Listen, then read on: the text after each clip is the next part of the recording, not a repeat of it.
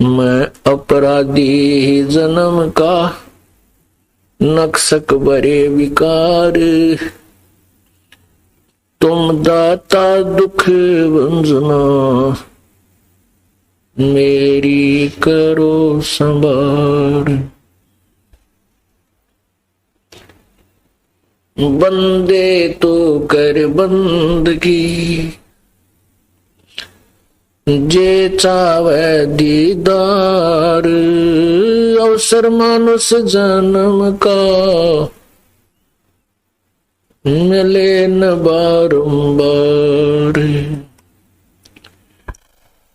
मानुष जन्म पाके, नहीं रट हरि नाम। जैसे कुआ जल बिना, बनवाया किस काम।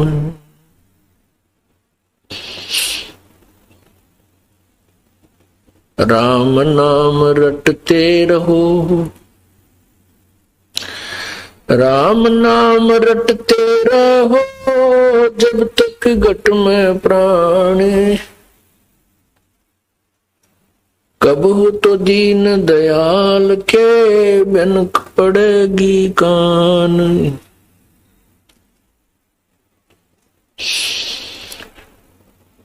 लूट सको तो लूटियो, राम नाम की लूट।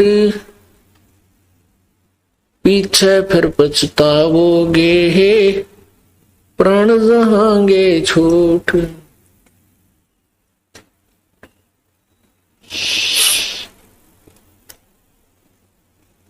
राम नाम निज सार है, राम नाम निज मूल। राम नाम सौदा करो, राम नाम ना भूल। पृथ्वीपति चकवे गए, जिनके चक्र चलंत। रावण सरीखे कौन गिने, ऐसे गए अनंत।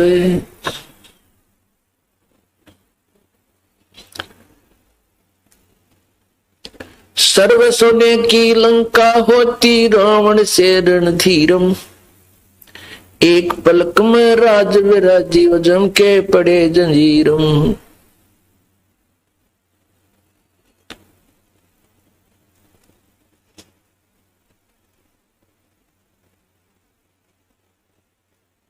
मर्द गर्द में मिल गए, वो रावण से रणधीरी। भाई कंस के सी चाणूर से, और हिरणा कुश बलबीर। तेरी क्या बुनियाद है, तू जीव जन्म धर लेत। गरीबदास हरि नाम बिना, ये खाली रह जा खेत। खाली खेत कुहेत से, बीज बिना क्या होई।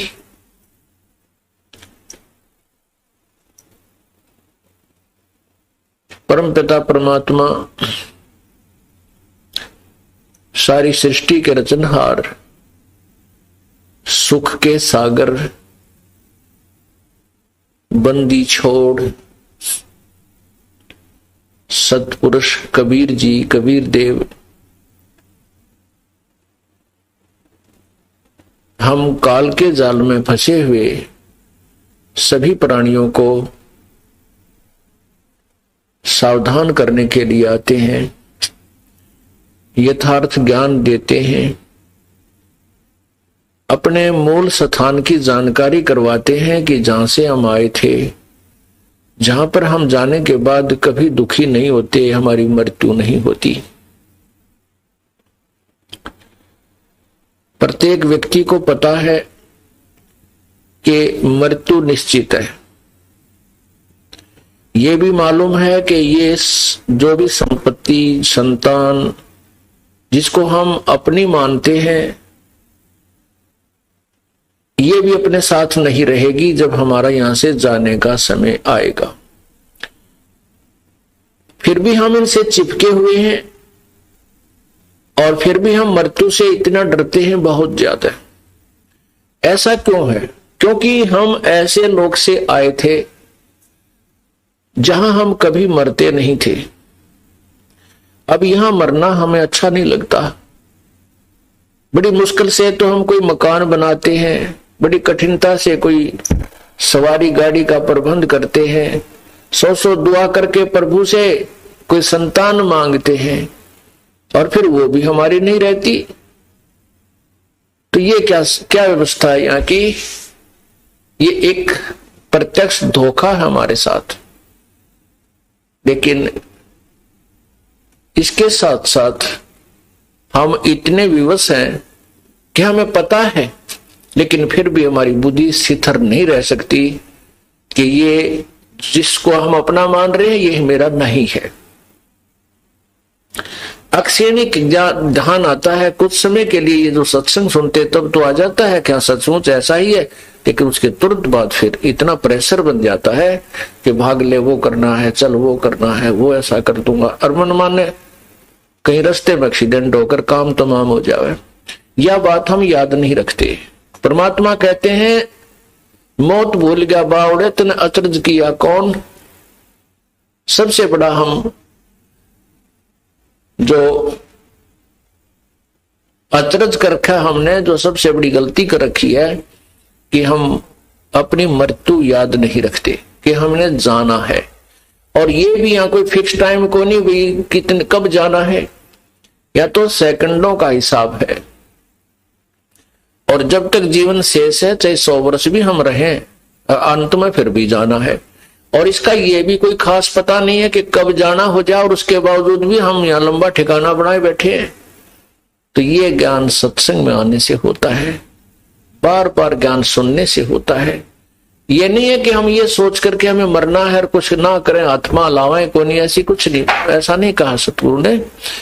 उन्होंने ये बताया कि आप विवश हैं यहाँ पर आप काल की जेल में हैं, और काल की जेल में जो भी आपको मजदूरी दे रखी है या करनी पड़ेगी, नहीं तो सजा के पात्र और हो जाओगे। इस मजदूरी को करते हुए जो भी आपको ड्यूटी दे रखी है, कोई अधिकारी बना है, चाहे व्यापारी बना है, चाहे मजदूर या किसान या दुकानदार की सेवा उसे मिली है, फिर साथ में जो भी आपको परमात्मा ने संतान भेजी है, दी है, इनकी ड्यूटी लगाई है कि आपने ये कर्तव्य इनका करना ही है। तो ये हमारा इस जेल में यह सजा है, श्रम सजा हमें मिली हुई है। तो इसको भी ना करेंगे तो भी यहाँ के जेलर हमें सजा देंगे। यहाँ के जो अधिकारी बना रखे हैं ब्रह्मा विष्णु महेश, धर्मराज काल, इस जेल का जेलर है, तो ये हमें सजा देंगे यदि हम ड्यूटी को नहीं करेंगे। तो इसके साथ साथ हमने एक काम और करना है, इतना हमें रिलैक्सेशन दे रखा है कि भक्ति भी कर सकते हो। और भक्ति हम पहले सोचते थे कि भक्ति वो लोग करते हैं जो जंगल में चले जाते हैं, घर त्याग जाते हैं, और वही लोग पार हो सकते हैं। हमें इतना समय नहीं, हम गृहस्थी व्यक्ति हैं, हमने तो 100 काम करने होते। ये भी काल का एक जाल था, एक धोखा है काल ने हमारे को दे रखा है कि नकली संतों के द्वारा ऐसी कठिन साधनाएं करवा दी, फिर उनमें कुछ सिद्धियां दे दी, उन सिद्धियों से किसी को लाभ किसी को हानि उन संतों ने कर दिया। फिर हम उन्हीं के मुंह की तरफ देखते रहे, उन्हीं से डरते रहे, और हमने यही सोच लिया कि ये संत ही मोक्ष प्राप्त कर सकते हैं जो घर बार त्याग कर एकांत में बैठकर साधनाएं करते। ऐसा नहीं है, ऐसा किसी भी शास्त्र में प्रमाण नहीं है। गीता जी में लिखा है तीसरे अध्याय में कि अर्जुन, यदि तू घर काम छोड़ के एकांत स्थान पर बैठ कर हठ योग करके साधना करेगा, तेरा निर्वाह कैसे होगा। गीता जी के 8वें अध्याय के 7वें श्लोक में लिखा है कि तू युद्ध भी कर और मेरा नाम भी जप। युद्ध से कठिन कोई कार्य नहीं होता, उसमें भी नाम जाप करने का आदेश दिया गया है। तो हम इस साधारण काम तो खूब काम कर नाम रट सकते हैं। उसके लिए परमात्मा क्या कहते हैं, डिंब करे डूंगर चढ़े ये अंतर जीनी झूले, जग जाने बंदगी कने ये बोवे सोल बबूले। जो हम देखते हैं डिंब, डिंब कहते हैं दम्भ, पाखंड रचते हैं ये लोग, जो ऊंचे से स्थान पर बैठकर और आसन पदम लगा कर, कोई चिमटा विमटा पलटा गाड़ कर, कोई त्रिशूल गाड़ कर, या कोई दोने लगाकर, या वैसे किसी वृक्ष के नीचे बैठकर ऐसे समाधिस्थ हुए नजर आते हैं। परमात्मा कहते हैं ये हठ योग कर रहे हैं, जिसके विषय में गीता जी में तुरंत बिल्कुल मना किया हुआ है और कहा है ऐसे लोग तो जो है ये पाखंडी होते हैं, ये ढोंगी होते हैं और हठ योग करने से हानि होती है, लाभ नहीं। उनके विषय में कहा कि दंभ करें, डोंगर चढ़े, यानी ऊंचे से टीले पर बैठ जाते हैं पहाड़ पर्वत पे, दूर से दिखाई दो बैठा महात्मा, दुनिया अपने आप आकर्षित होकर उनके पास जावे और उनकी पूजा में लग जा, इस तरह के वो एक आकर्षण करते हैं। उसके लिए बता रहे हैं कि डिम्ब करें डोंगर चढ़े, अंतर झीनी झूल, और दुनिया सोचाइयो भक्ति कराइयो बो सूल बबूल, क्योंकि शास्त्र विरुद्ध साधना करने से हानि होती है, लाभ नहीं होता। और इस तरह के जो हम ध्यान लगाते हैं, आंखें बंद करके कई घंटे साधना करते हैं, ये हठ योग बताया है और इसको करने से हानि होती है, लाभ नहीं होता। गीता जी अध्याय नंबर 16 के श्लोक 23 में कहा कि शास्त्र विधि को त्याग कर जो मनमाना आचरण करते हैं उनको न तो कोई सुख होता है और न ही उनको कोई सिद्धि प्राप्त होती है और न ही उनकी गति होती है, कोई मोक्ष नहीं होता। उसी के विषय में आदरणीय गरीबदास साहिब जी परमात्मा कबीर जी द्वारा प्राप्त तत्व ज्ञान को बता रहे हैं।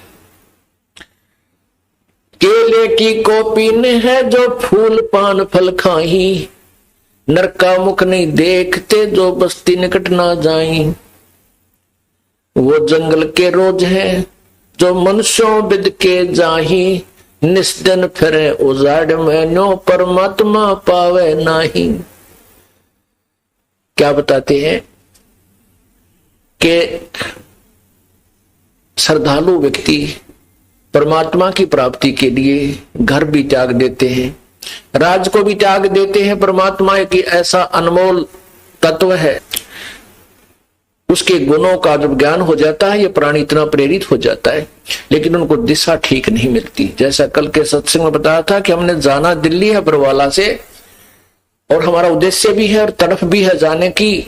हमें दिल्ली वाला मार्ग ना मिलने से हम बठिंडा वाले मार्ग पर चल पड़े, सिरसा वाले मार्ग पर चल रहे हैं और स्पीड भी पूरी है, लेकिन हमारी दिशा गलत होने से मंजिल दूर है और दूर ही होती जा रही है। इसी प्रकार क्या बताते हैं कि जो श्रद्धालु घर त्याग करके और इतना त्यागी बन गए कि मैंने संसार की किसी वस्तु की आवश्यकता नहीं, जंगल में जाकर वस्त्र भी उतार दिए, केवल एक केले के पत्ते को पर्दे पर लगा करके भजन करते फिर रहे।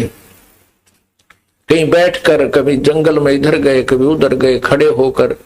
तो उसके लिए बताते हैं कि कुछ ऐसे भी व्यक्ति हैं जो इंसानों से छुपते फिरते हैं कि मुझे कोई मनुष्य ना देख ले, मेरी भक्ति भंग ना हो जाए। ऐसे भी संत साधु बहुत हैं। उसके विषय में क्या बताते हैं, एक ये दास जब सर्विस किया करता था सन 1988 में, 17 फरवरी सन 1988 अमावस्या के दिन, फाल्गुन के अमावस्या के दिन इस दास को उपदेश प्राप्त हुआ था। उसके बाद 1994 तक 7 वर्ष 6 वर्ष दास ने 7 वर्ष फरवरी से प्रारंभ हो गया था, सर्विस भी की। तो उसमें जैसे भी ऑफिस में बैठ जाते थे, अपने कुलीग होते थे और उनसे चर्चा चलती थी भक्ति के बारे में। वो बाकी तो सुनते रहते थे। जब ये दास कहता था कि कबीर परमात्मा है तो उनके मुंह कड़वे हो जाते थे, जैसे कुड़ी ने खा ली। कहने लगे नहीं, और ज्ञान तो आपका ठीक सा लग रहा है, लेकिन कबीर को आप परमात्मा कह रहे हो जुलाए को, ये गले नहीं उतर सकती। तो फिर वो अपनी चर्चा शुरू कर देते थे। उनमें से एक गुप्ता जी थे, वो कहता है कि साधु तो आपने देखे को नहीं है। एक बार हम जा रहे थे और उन्होंने हरिद्वार में आगे चले गए, ऋषिकेश से भी ऊपर पहाड़िया में, वहां 10-20 भगत इकट्ठे होकर वहां खड़े थे। वो चर्चा कर रहे थे कि एक महात्मा रहता है यहाँ पर, निवस्त्र रहता है। और भाई उनमें से एक कहता है कि बस आज तो मेरे भाग उदय हो गए थे, मैंने महात्मा का मुंह नहीं देख सका, पीछे पीछे से थोड़ा सा देखने पाया, इतने में वो भाग करके गुफा में मतलब जंगल में चला गया दूर। अगर उस नगन जंगल में घूमने वाले साधु के दर्शन हो जाते तो मेरा पेड़ा पार हो जाता। नो कहे ऐसा ये जो है मनुष्य किसी को दर्शन नहीं देता। उसके विषय में फिर दास ने ये कहा उनको, लेकिन उनके गले तो नहीं उतरा, क्योंकि ये ज्ञान ऐसा अटपटा है और हमने जो सुन रखा है वो बिल्कुल व्यर्थ ज्ञान सुना हुआ, लोक वेद सुन रखा है। उसके विषय में गरीबदास साहेब तत्व ज्ञान बता रहे हैं। केले की कोपीन है जो फूल पान फल खाही, फूल पत्ते, पान माने पत्ते, और फल आदि खाते हैं, और नर का मुख नहीं देखते जो बस्ती निकट न जाही। वो जंगल के रोज हैं, वो भक्त संत नहीं है, वो तो जंगल के रोज हैं जो आदमी आते बेदक कर भाग जाते, वो संत नहीं है। वो जंगल के रोज हैं जो मनुष्यों बिद के जाई। तो पुण्यात्मा ये बातें ध्यान से सुनने की होती हैं। परमात्मा की भक्ति के लिए हमारे को घर त्यागने की आवश्यकता नहीं है। हमने क्या त्यागना है? बीड़ी शराब मांस तंबाकू को त्यागना है। उसके विषय में क्या बताया है कि डेरे दंड खुश रहो, ये खुश रे लहे न मोक्ष। ध्रुव पर जब पार हो गए फिर भाई गृहस्थी में क्या दोष। अब हम ऐसा लोकवेद सुना हुआ था कि भाई मोक्ष तो वही प्राप्त करते हैं जो बिल्कुल बाल ब्रह्मचारी रहते हैं, शादी नहीं कराई जंगल में चले जाते हैं। बाकी तो जो शादी करा लेते हैं वो तो कहने का भाव ये है कि वो भक्ति योग्य नहीं रहते। ऐसी भावना रखी थी और हम फिर भी भक्ति करते थे, क्योंकि आत्मा नहीं रह सकती भगवान की भजन बिना। इसकी खुराक ही प्रभु की महिमा और उसका भजन है। फिर भी जैसा हमें कोई भी कैसा ही नाम मंत्र महिमा सुनी थी उसको हम अवश्य ग्रहण करते थे, उसकी गुणगान किया ही करते थे। तो इस प्रकार हम जब साधना ठीक नहीं कर पाते हैं तो हम यही सोच रखा था कि जो ब्रह्मचारी रहते हैं वही मोक्ष प्राप्त करते हैं, और विशेषकर उस संत को ज्यादा महत्व दिया जाता था जो बाल ब्रह्मचारी होता था, उसको ज्यादा महत्व देते थे कि ये है सही खरा आदमी। उसके विषय परमात्मा कहते हैं कुछ तो जानते सोचो। जितने भी महापुरुषों के तुम गुणगान करते हो, मीराबाई शादीशुदा थी, 4 साल ब्याह के बाद उसके पति की मृत्यु हुई। ध्रुव शादीशुदा था। ध्रुव जो 5 वर्ष की उम्र में उसने जो परमात्मा की साधना की, उसे भगवान प्रकट हुए, फिर उनको यहाँ का राज्य दिया। उसके बाद ध्रुव ने ब्याह करवाया और भक्ति की। और साथ में विष्णु पुराण में यह भी लिखा है कि उसके भाई की पत्नी जो थी, जो मौसी का बेटा था उत्तम, वो भी ध्रुव के साथ ही पल्ला लगा दी थी। और प्रहलाद ने 10 वर्ष की उम्र में परमात्मा की प्राप्ति हुई। कहते हैं नरसिंह रूप में परमात्मा प्रकट हुए। उसके बाद प्रहलाद ने ब्याह करवाया और प्रहलाद का पोता जो था राजा बलि था, जिसने 100 अश्वमेध यज्ञ की थी और जिसमें 52 रूप धार के भगवान आए थे, वो बैलोचन का पुत्र था। प्रहलाद का पुत्र बैलोचन, बैलोचन का पुत्र बलि था, राजा बलि। तो कहने का भाव ये है, परमात्मा क्या कह रहे हैं कि यदि बाल ब्रह्मचारी रहने से ही मुक्ति मिलती है तो ये जितने हिजड़े हैं ये सारे ही पार होने के अधिकारी हो गए। ऐसा नहीं। परमात्मा कहते हैं गृहस्थी बुरी नहीं लेकिन दुराचार बुरा है। क्या बताते हैं कि डेरे डंडे खुश रहो, खुश रे लेना मोक्ष। ध्रुव प्रहलाद उधर गए फिर डेरे में क्या दोष। इसका भाव ये है कि जैसे ये भी नहीं है कि जैसे ईजड़े पार ना हो सकते। कहने का भाव ये नहीं है कि परमात्मा का कि खुसरे पास नहीं पार नहीं हो सकते, भक्ति से, नाम से, विधि से पार हो जाएगा। वो बाल ब्रह्मचारी भी मोक्ष प्राप्त करेंगे जिनको साधना ठीक मिल गई। हमारी जो धारणा थी कि केवल ये ही पार होते हैं और पार हो ही नहीं सकते, इसको हटाने के लिए अंधेरे को तब ये ज्ञान सुनाया परमात्मा ने कि डेरा दंड है खुश रहो, और ये खुश रह लेना मोक्ष। यदि केवल बाल ब्रह्मचारी रहने से मुक्ति हो तो तुम्हारा नंबर नहीं आ सकता, ये जो ना हिजड़ों का ही नंबर पहले आए नहीं। और भक्ति ही करनी पड़ेगी दोनों को ही, ब्रह्मचारी है उसको भी और ना है उसको भी, लेकिन दुराचारी नहीं होना चाहिए।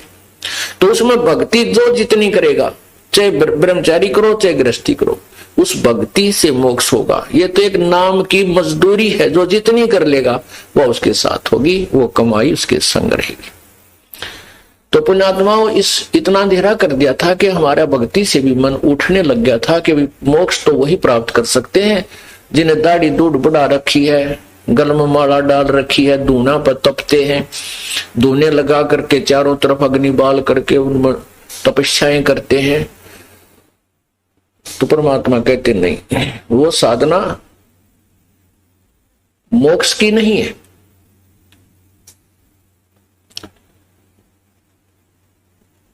तो इसलिए हमें दिशा ठीक ना मिलने से हम भ्रमित हो गए और परमात्मा से दूर होते चले गए, और परमात्मा से दूर होकर के हम विकारी बन गए। तो हमने क्या त्यागना है? बीड़ी, शराब, मांस, तंबाकू को परित्याग करना है। चोरी, ठगी, जारी, लूट, खसोट, डाके, इनको त्यागना है। ये हमने त्यागने पड़ेंगे।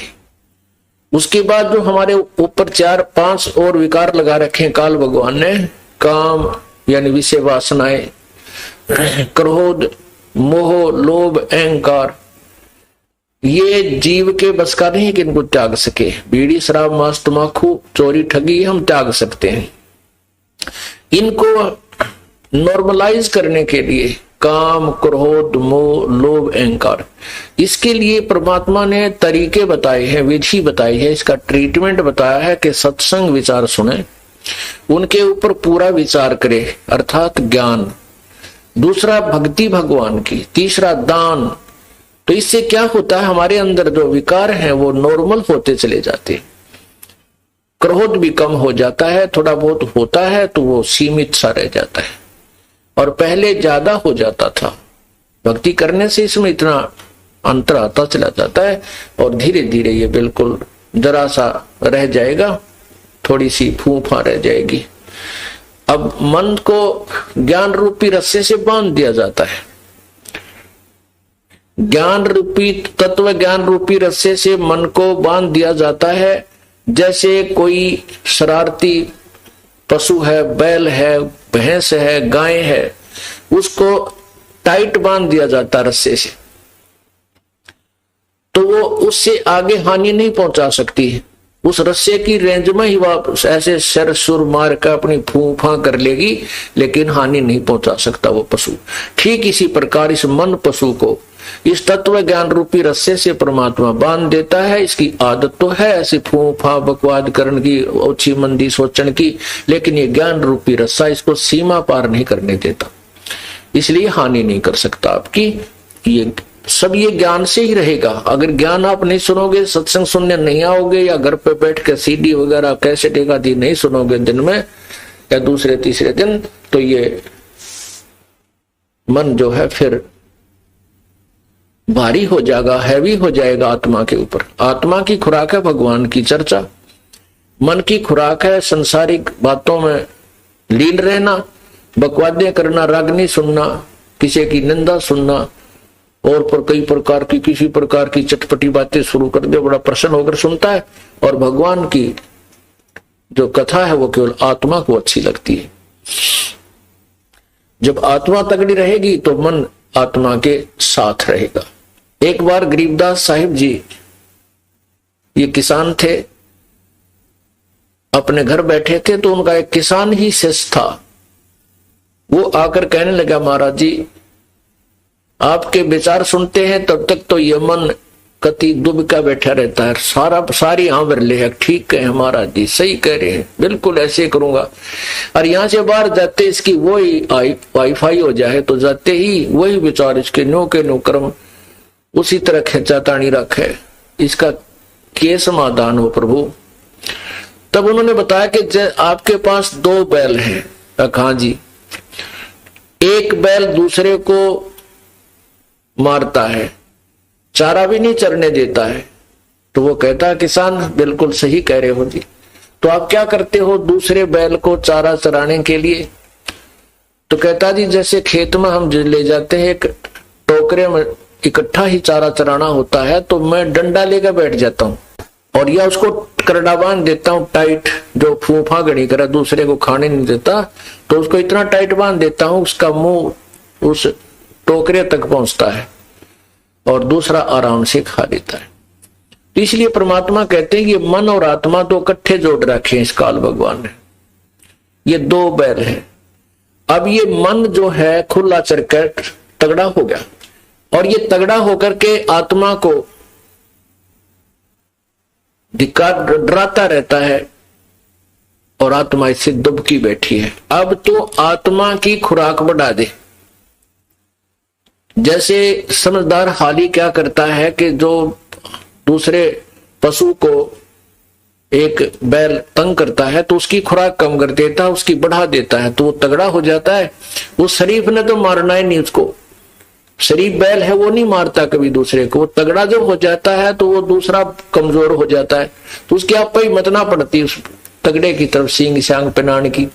तो इसी प्रकार परमात्मा कहते हैं कि जब तुम आत्मा की खुराक बढ़ा दोगे या मजबूत हो जाएगी, तगड़ी हो जाएगी, फिर ये मन इसके अनुकूल होने लग जाएगा। मन इसको आत्मा इसको घसीट लेगी, अपने साथ घसीटती रहेगी और अन्य मार्ग पर नहीं जाने देगी। अभी ये आत्मा को घसीट ले जाता है, अपनी मर्जी चलाता है। इसलिए पुण्यात्मा सत्संग में आने से ज्ञान होता अपने को कि हमने क्या करना चाहिए।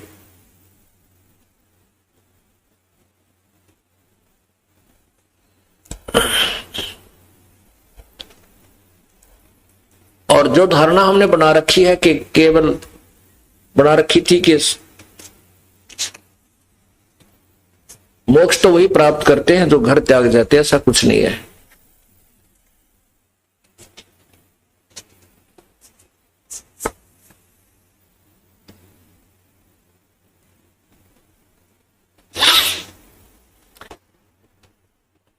परमात्मा गरीबदास साहिब जी हमें क्या बताना चाहते हैं?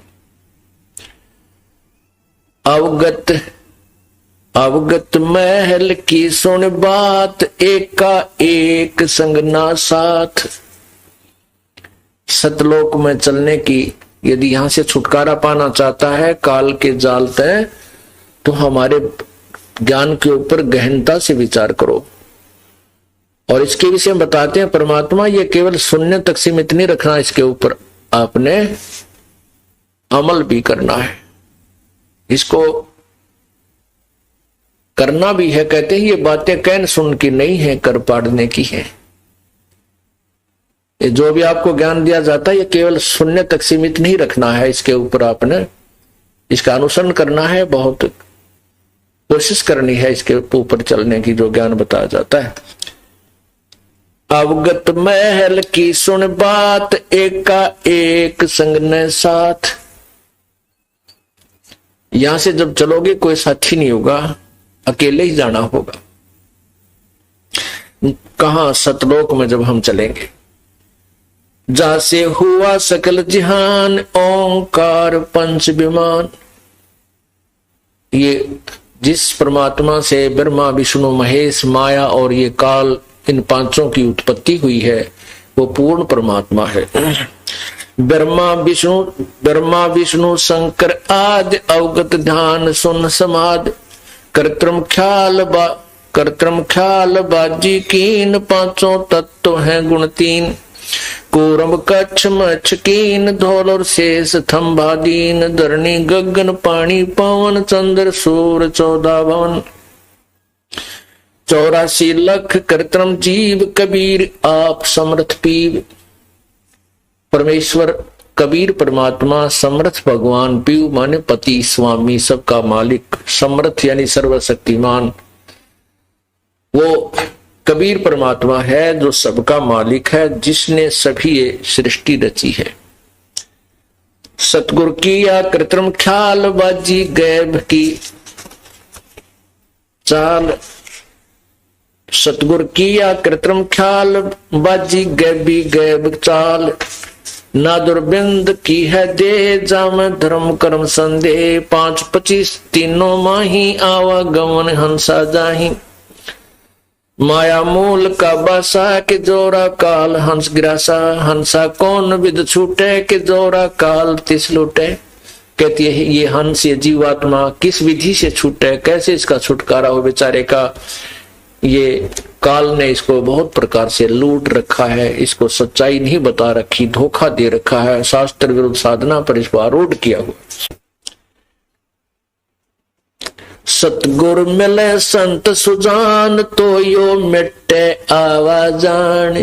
कहते हैं कोई तत्वदर्शी संत मिले तो ये जन्म मरण और आना जाना ये छूट सकता है। सतगुर मिले संत सुजान, तो ये मिटे आवाजान। नोदर मास कुंभी कुंड, हंसा सकल रुंड मुंड। नेमी नेम कर भूले, उर्दमुख पींग क्यों झूले। कस झूले। पंच अग्नि लावे पीठ, 14 ज्ञान सकल बसीठ।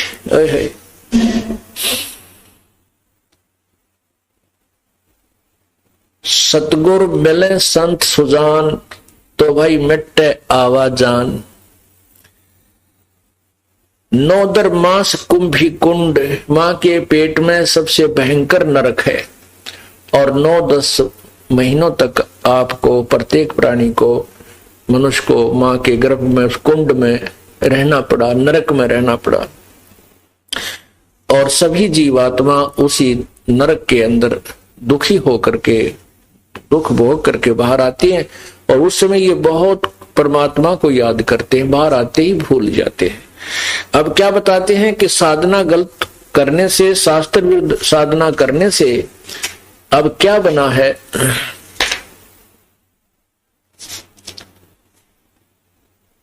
नेमी नेम कर भूले, अर्धमुखी पींग कस झूले। पंच अग्नि लावे पीठ, 14 ज्ञान सकल बसीठ। मुंडित जट्टा जुटम भेक, डूब्या सकल बिना विवेक। है बिरक्त उदासी ऐन, माया लागे मीठी सैन।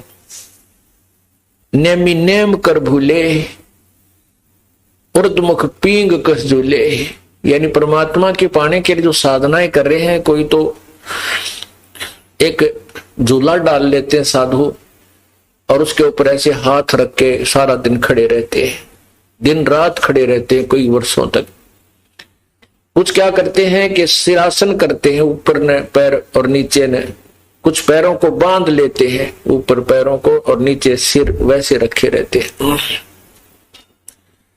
इस तरह की साधनाएं करते हैं जिनसे प्रभु प्राप्ति नहीं हो सकती, क्योंकि उनको रास्ता ठीक नहीं मिला। उसके विषय में संत गरीबदास साहिब जी बता रहे हैं। जुटित मुंडित जट्टा जूट भेख, डूब्या सकल बिन विवेक। एक तो कति मुंडाते हैं, को सिर कचकोल बना लेते हैं, और लाल कपड़े पहनकर जैसे भी, या बिल्कुल कोपिन एक लंगोट बांध कर रहते हैं। और दूसरे जो है बड़ी बड़ी जटा रखते हैं। कहते हैं केवल इस ऊपरले दिखावे से, चाहे कोई मुंडा ले और लाल कपड़े पहन ले, और चाहे कोई बड़ी बड़ी जटा रखवा ले सिर पे, दाढ़ी बढ़ा ले, लेकिन साधना ठीक नहीं मिली, शास्त्र विरुद्ध साधना करते रहे, तो दोनों ही हानि में है। कहते हैं डूबा सकल बिन विवेक। मुंडित और जट्टा जुट्टम भेख। मुंडित जिन सिर मुंडवा रखा है, और जटा जुट्टम जिन अच्छी बड़ी बड़ी जटा बढ़ा रखी है, और वो ऊंचे तक बांध रहा सिर पे, कहते हैं डूबा सकल बिना विवेक, ये सब बिना विवेक के, बिना तत्व ज्ञान के डूब गए, इनको मोक्ष प्राप्ति नहीं हुई।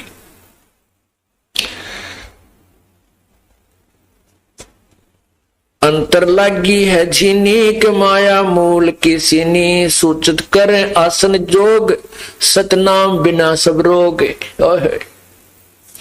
सूचित आसन करे जोग। अब जो आसन योगासन जो करते हैं इनके विषय में बता रहे हैं कि यदि सतनाम नहीं मिला तो यो भी कोई लाभ नहीं है। रोग निवारण के लिए योगासन करते हैं, और यदि आपको सतनाम सच्चा नाम पूर्ण संत नहीं मिले तो आपको तो बहुत भयंकर रोग है, वो इन योग आसनों से समाप्त नहीं हो सकता।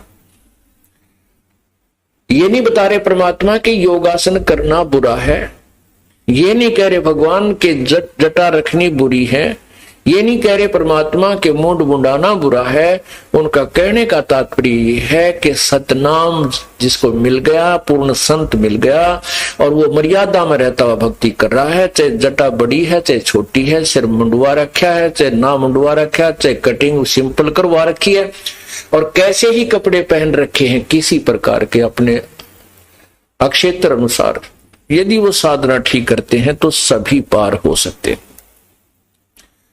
और केवल ये जो बड़ी बड़ी जटाएं रखाते हैं या मूंड मुंडा करके अपने अलग से वेशभूषा बनाकर रहते हैं, गाला माला गल में डालकर रहते हैं, और इनके पास बात भक्ति ठीक है नहीं, शास्त्र अनुकूल साधना नहीं है, तो ये व्यर्थ है, इनका जीवन व्यर्थ है, मोक्ष नहीं प्राप्त कर सकते। इतनी सी बात समझाने के लिए ये सभी पॉइंट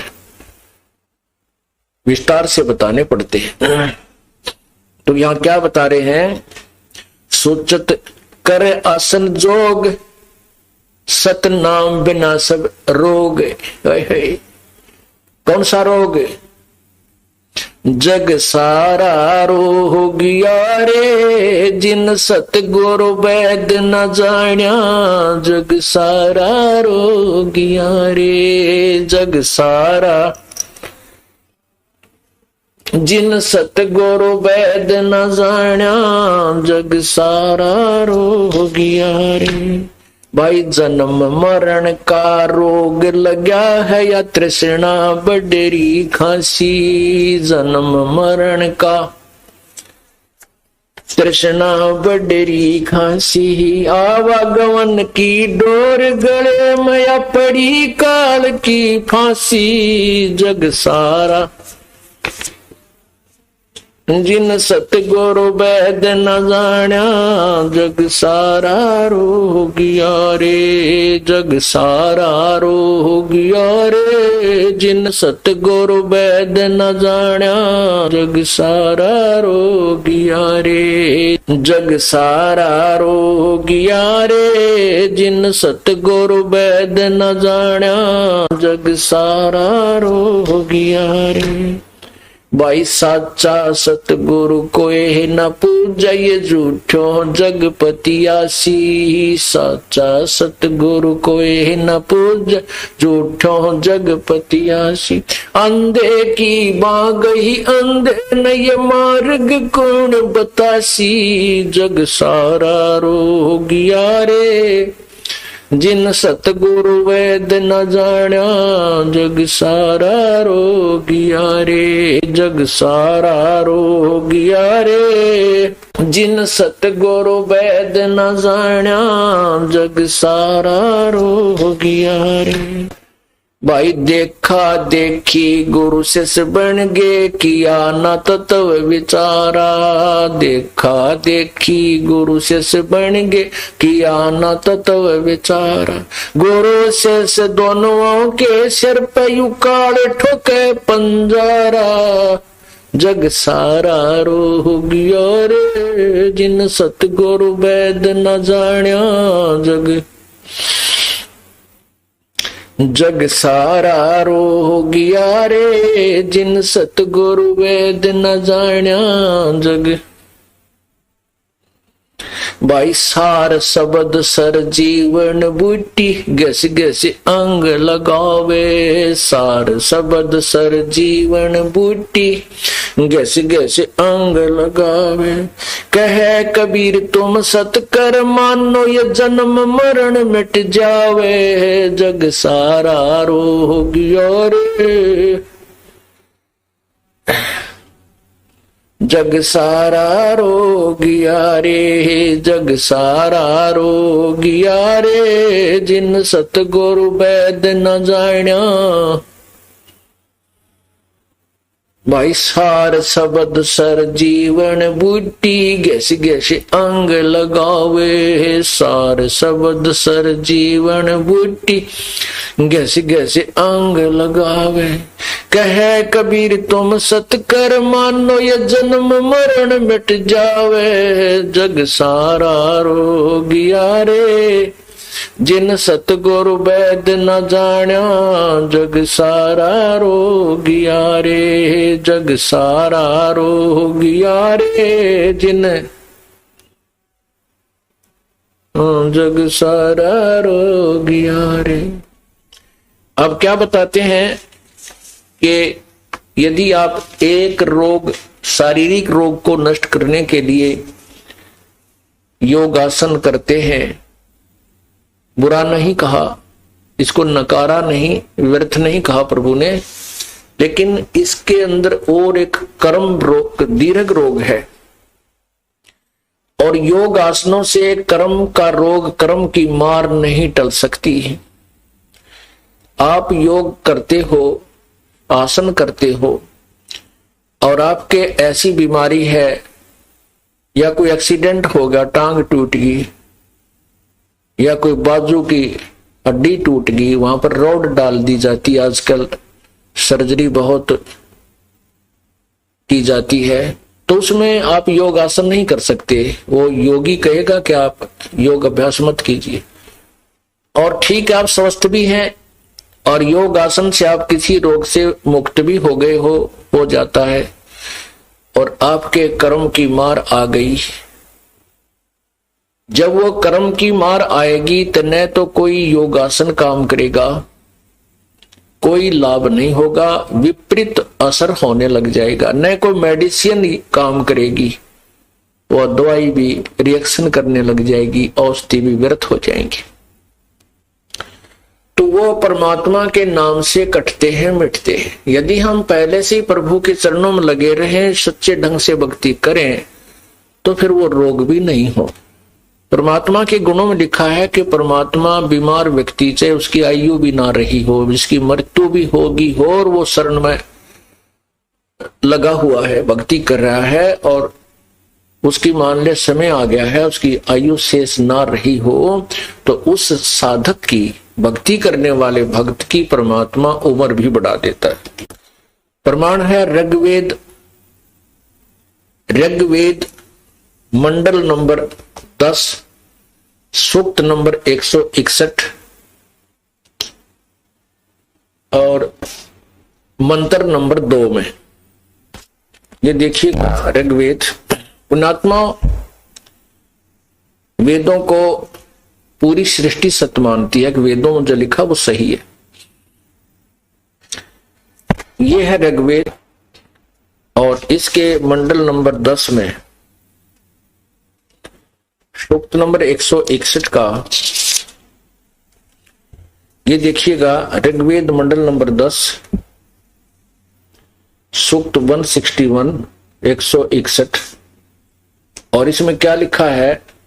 यदि रोगी नष्ट जीवन शक्ति वाला हो, यानी वो मर चुका हो गया है, यानी कति उसकी जीवन शक्ति नष्ट हो गई हो, अर्थात वो मृत्यु के निकट है, यदि अथवा सीमा से पार गया है, चला गया है, मृत्यु के समीप पहुंच गया है, पहुंच गया ही है, आगे देखिए, तो भी उस रोगी को मैं, इन्होंने वैद लिख दिया, नहीं यहां परमात्मा लिखना चाहिए, ये नालायक अपनी भक्ति ठीक नहीं रखा। कष्टप्रद रोग के पंजे से छुड़वा लेता हूं और 100 शरद ऋतुओं तक जीने के लिए इसको बलयुक्त करता हूं। पुण्यात्मा, हम इतने गलत ज्ञान को सुन चुके हैं कि अब हमें वो सच्चा ज्ञान भी मिलता है तो भी हम उसको स्वीकार करने में आनाकानी करते हैं।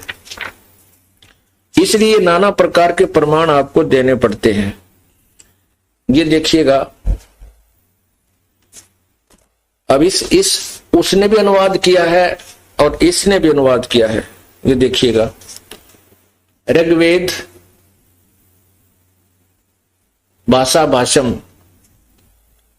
और भाषाकार है महर्षि दानंद सरस्वती ने तो 1 से 6 मंडल किया। ये जो किया है श्रीपाद दामोदर सातव लेकर ये इसने अनुवाद किया है आगे। तो इसके द्वारा अनुवाद ये कहां से प्रकाशित है, ये देखिएगा,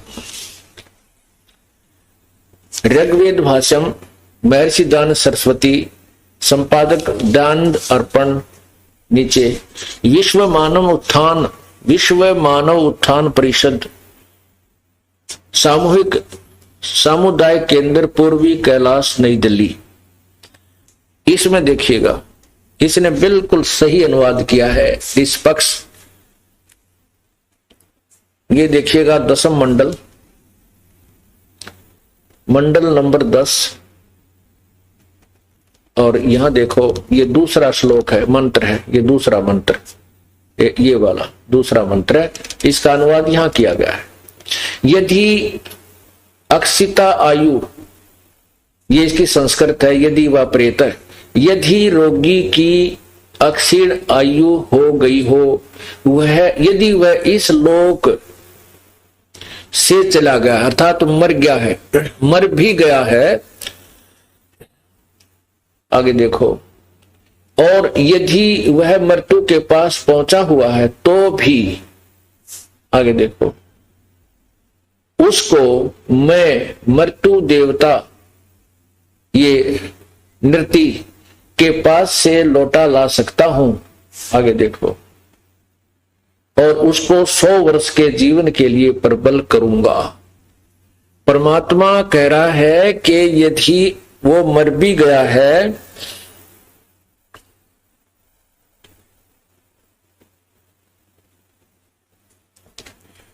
और उसकी आयु शेष नहीं रही है तो भी मैं उसको उस मृत्यु देवता से भी छुड़वा लाऊं, भगवान कहते हैं ये, क्योंकि वेदों में पूर्ण परमात्मा की महिमा है।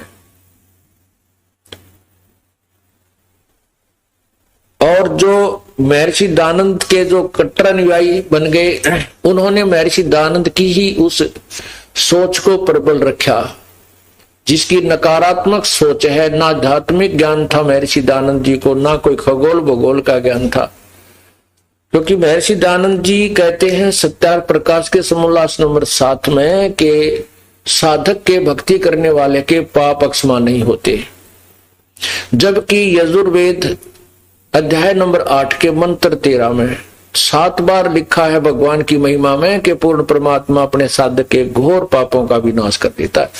इससे सिद्ध है कि महर्षि दानंद को वेद ज्ञान बिल्कुल नहीं था, केवल वो एक संस्कृत भाषा के जानकार थे और भाषा का काम केवल अपने विचारों को दूसरे तक पहुंचाना होता है, और वो वेद ज्ञान से अपरिचित होने के कारण भी सत्य संदेशा जो वेदों का है वो जनता तक नहीं दे सके, अपना भी जीवन व्यर्थ किया और लाखों लोगों को बर्बाद कर चले गए।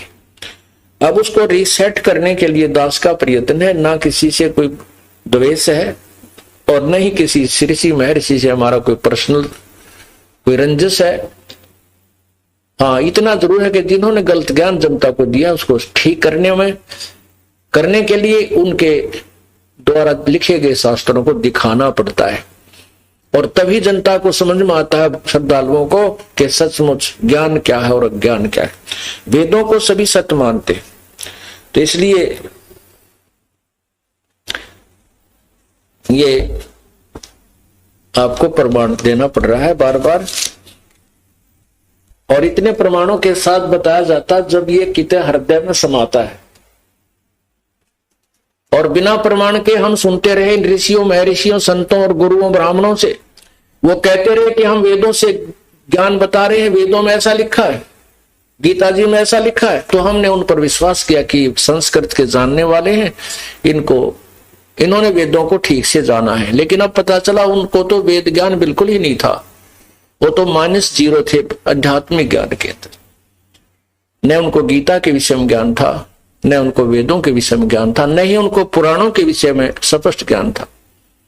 और समय ज्ञान यही देते रहे कि पुराणों में ऐसा लिखा। यदि उनको पुराणों का विज्ञान होता तो वो नहीं बताते कि ब्रह्मा विष्णु महेश के कोई माता पिता नहीं है, जबकि पुराणों में स्पष्ट लिखा है कि ब्रह्मा विष्णु महेश के माता पिता हैं, इनकी जन्म मृत्यु होती है। ये स्वयं भी स्वीकार करते हैं कि हमारा जन्म और मृत्यु होता है, हम अविनाशी नहीं है। दास का इतना ही कहना है कि सदग्रंथ आज भी हमारे पास हैं, आप इनको पुनर्पढ़ सकते हैं। आज लाभ हमें यह हो गया कि सभी शिक्षित है, सभी बहन भाई बेटे बुजुर्ग माई भाई सभी शिक्षित हैं और हम खुद देख सकते हैं कि दास गलत कह रहा या ठीक कह रहा। पहले तो हम चेक नहीं कर सकते थे क्योंकि हम अनपढ़ थे, हमारे पूर्वज अनपढ़ थे, अशिक्षित थे। अब हम अक्षर ज्ञान युक्त भी हैं और साथ में आध्यात्मिक ज्ञान आपके स्पष्ट है, समक्ष है, आप खुद भी इसका विचार कर सकते हैं। तो क्या बताया है, जग सारा रोगिया रे, जिन सतगुरु वैद ने जाना जग सारा रोगिया रे। जन्म मरण का रोग लग गया या तृष्णा बढ़ गई खांसी, और आवागमन की डोर गले में पड़ी काल की फांसी। अब हम परमात्मा पर पूर्ण आश्रित हो जाएंगे तो हमारे रोग ही ना होने देंगे प्रभु। और यदि कोई भयंकर कर्म की मार आ भी गई तो कहते हैं सूली की सजा को सूल में टाल देंगे। ऐसे गुण है परमात्मा के। अब हम इतने कमजोर हो गए, ज्ञान ना सुनने से हमारी बुद्धि इतनी कमजोर हो चुकी है कि कोई भी किसी की महिमा सुनते हैं कि वो व्यक्ति योग सिखाता है, हम उधर ही चद्दर ठाक भाग लेते हैं, योग कर आएंगे रोग कटाएंगे। और योग करने जा रहा है, रास्ते में एक्सीडेंट हो गया, उस योगी तक पहुंचा भी कोई नहीं, वो कर्म की ऐसी मार आ गई। तो पुण्यात्मा, पहले हमने कर्म की मार को सेट करने के लिए, उसको नॉर्मलाइज करने के लिए, सूली को सूल में बदलवाने के लिए परमात्मा की भक्ति करनी होगी। परमात्मा की भक्ति करने से ही हमें सर्व लाभ होंगे। कहते हैं दास गरीब तबीब सतगुरु बंदी छोड़ कबीर है। दास गरीब तबीब सतगुरु बंदी छोड़ कबीर है। तबीब का अर्थ होता है वैद्य, डॉक्टर। और सभी वैद्यों के वैद्य, सभी भगवानों के भगवान कबीर परमात्मा है। परमात्मा कबीर जी की शरण में आने से, उनकी भक्ति करने से हमारे सभी रोग भी नष्ट हो जाते हैं। इसलिए उस वैद्य को ही हमने ढूंढना चाहिए। कहते हैं ये जन्म मरण का रोग लग गया, ये जन्म और मृत्यु का दीर्घ रोग है, ना ब्रह्मा का कटा है, ना विष्णु जी का, ना शिव जी का, और न ही किसी ऋषि देव का कटा है, क्योंकि उन्होंने शास्त्र अनुकूल साधना प्राप्त नहीं की, पूर्ण संत से वो परिचित नहीं हो पाए, उनसे ज्ञान ग्रहण नहीं किया, और उनके अनुसार बताई साधना आजीवन न करने से जन्म मृत्यु का रोग ज्यों का तो बना रहा। और यहाँ की जो तृष्णा है, इच्छा है, ये कोठी बना लूं, कार ले लूं, ऐसा कर दूं, वैसा कर दूं, ये तृष्णा रूपी खांसी हर समय हमारे अंदर ये खुलखुल होती रहती है। अर्थात ये इच्छाएं उस खांसी वाले रोग की तरह उठती ही रहती हैं। इसे परमात्मा कहते हैं इच्छा दासी जम की या खड़ी रहे दरबार, और पाप पुण्य दो वीर हैं या सतखसमी नार। इच्छा जो है ये संस्काल की सबसे पहले जो है बेड़ी है, जो हमें यहां फंसा के रखता है। और पाप पुण्य दो वीर हैं, ये काल के भाई हैं।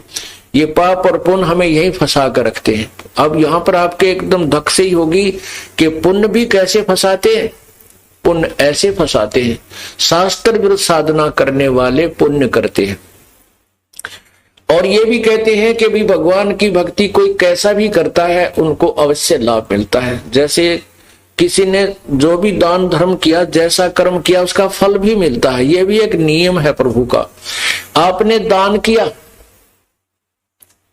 आपने दान किया, कुत्तों को रोटी डाल दी, चिड़ियाओं को, पक्षियों को दाना ऊपर दाना डाल दिया, कहीं जाकर के भंडारे कर दिए। अब लाभ तो पुण्य, उसका फल तो मिलेगा आपको, लेकिन वो फल व्यर्थ होगा, वो काल के जाल में फंसाए रखने वाला होगा। कैसे? जैसे आपने देखा होगा कुछ ऐसे कुत्ते हैं जो एसी गाड़ियों में चलते हैं, मनुष्य उनका ड्राइवर होता है और वो या तो मालिक वाली सीट पर बैठते हैं, नहीं ड्राइवर के बराबर में बैठ कर नो खूब अच्छी तरह बाहर की तरफ दृष्टि घुमाते हुए चलते। और उनके लिए अलग से एक विशेष स्पेशल रूम होता है, उसके अंदर कूलर लगे हुए होते हैं। आजकल तो एसी तक का प्रबंध उन कुत्तों के लिए होने लगा। और वेटरनरी सर्जन, डंगरों का डॉक्टर उनको दूसरे तीसरे दिन हफ्ते में चेक करने आता है उसको, और उस कुत्ते को साबुन से नहलाया जाता है, अच्छे व्यंजन खिलाए जाते हैं जो मनुष्य शरीरधारी प्राणी को भी उपलब्ध नहीं होते, वो ऐसे आहार करता है। अब वो कुत्ता पहले मनुष्य जीवन में था और उस मनुष्य जीवन में उसने पुण्य किए, लेकिन अविधि पूर्वक किए और उनके फल तो मिला। जैसे कर्म करता है वैसा फल मिलता है, पुण्यों का भी मिलता है और पापों का भी मिलता है। तो उस पुण्य से वो पशु जोनि में जाने से नहीं बच सका, कुत्ता बन गया और कुत्ते की योनि में उसको वो सुविधा मिल गई जो एक आम साधारण मनुष्य को भी नहीं है। लेकिन यदि वो नालायक, यदि वो अनजान प्राणी मनुष्य शरीर में था और किसी परम संत की शरण में जाकर के शास्त्र अनुकूल साधना करता, परमात्मा का नाम विधिवत जाप करता, तो वो सुविधा तो उसको मिलनी थी उसके किए हुए पुण्य की, लेकिन उसको शरीर मनुष्य का मिल जाता। और मनुष्य के शरीर में उसको कभी ना कभी कोई सत्संग की कहीं आवाज कानों में पड़ जाती, वो जाके कल्याण फिर करा लेता और छुटकारा किसी ना किसी जीवन में हो ही जाता। तो यहां यही बताना चाहते हैं कि पाप पुण्य दो वीर हैं इस काल के। इच्छा दासी जम की, जम माने काल की, यम की। ये खड़ी रहे दरबार, ये पक्की ड्यूटी ले रखी है इसने इस जीव को यहां फंसाए रखने की, मेरे ये हो जाए भगवान, यह हो जाए परमात्मा। समय में भी ये सोचे जा है। एक कवि ने बना रखा है, भक्त ने एक शब्द, उसमें कहा कि रनर धोखे धोखे लुट गया आगे अंत घड़ी, आया बुढ़ापा बैरी और पड़ी परिवार में ममता गहरी, पोता ब्याह लो या मन में रह रही अकेली करवा दो खड़ी। कहते हैं बुढ़ापे में दूनी इच्छा उठने लग जाती है। ये काल का जाल है कि आया बुढ़ापा बैरी और पड़ी परिवार में ममता गहरी, एक पोता ब्याह लो हे भगवान, फिर बेशक मर जाऊं, एक पोता का ब्याह हो जाए मेरी आंखें आगे, और फिर पोते का ब्याह हो जाए कहे कि हेली और बन जा दूसरे लड़के की, एक मकान कम रह गया, यू बन जाए। ये इच्छाएं जो है अंत में वो मर जाता है बुढ़ा, और वहीं की तक कुत्ता गधा सुअर बनकर या कोई चिड़िया कौवा बनकर वहीं चक्कर काटता रहता है। वो जहां आशा ता वासा होई और मन कर्म वचन सुमरियो सोई। ये नियम बता रखे प्रभु के, जहां तुम्हारी अंत समय इच्छा होगी वहीं पुनर्जन्म अवश्य होगा। जम की खड़ी रहे दरबार और पाप पुण्य दो वीर हैं। पाप तो अपने आप ही फंसा कर रखा गया, और ये शास्त्र विरुद्ध और पूरे संत के माध्यम से जो दान नहीं किए जाते वो भी आपको काल के जाल में फंसाने के सहयोगी हैं। तो ये बताना चाहते हैं परमात्मा, देखा देखी गुरु शिष्य बन गए, किया ना तत्व विचारा, गुरु शिष्य दोनों के सिर पर युकाल ठोकर पंजारा। उन गुरु झूठे गुरुओं पर भी जो शास्त्र विरुद्ध साधना भक्तों को बता रहे हैं, और साथ में अनुयायियों के भी कहते हैं युकाल पंजारा। एक 5 भाले होते हैं जिसमें कहते हैं इकट्ठा 5 ठोकेगा, ऐसा बुरी तरह कहने का भाव ये है कि आपको बहुत ज्यादा परेशानियों का सामना करना पड़ेगा यदि आप शास्त्र अनुकूल साधना नहीं करते हो। फिर क्या बताते हैं,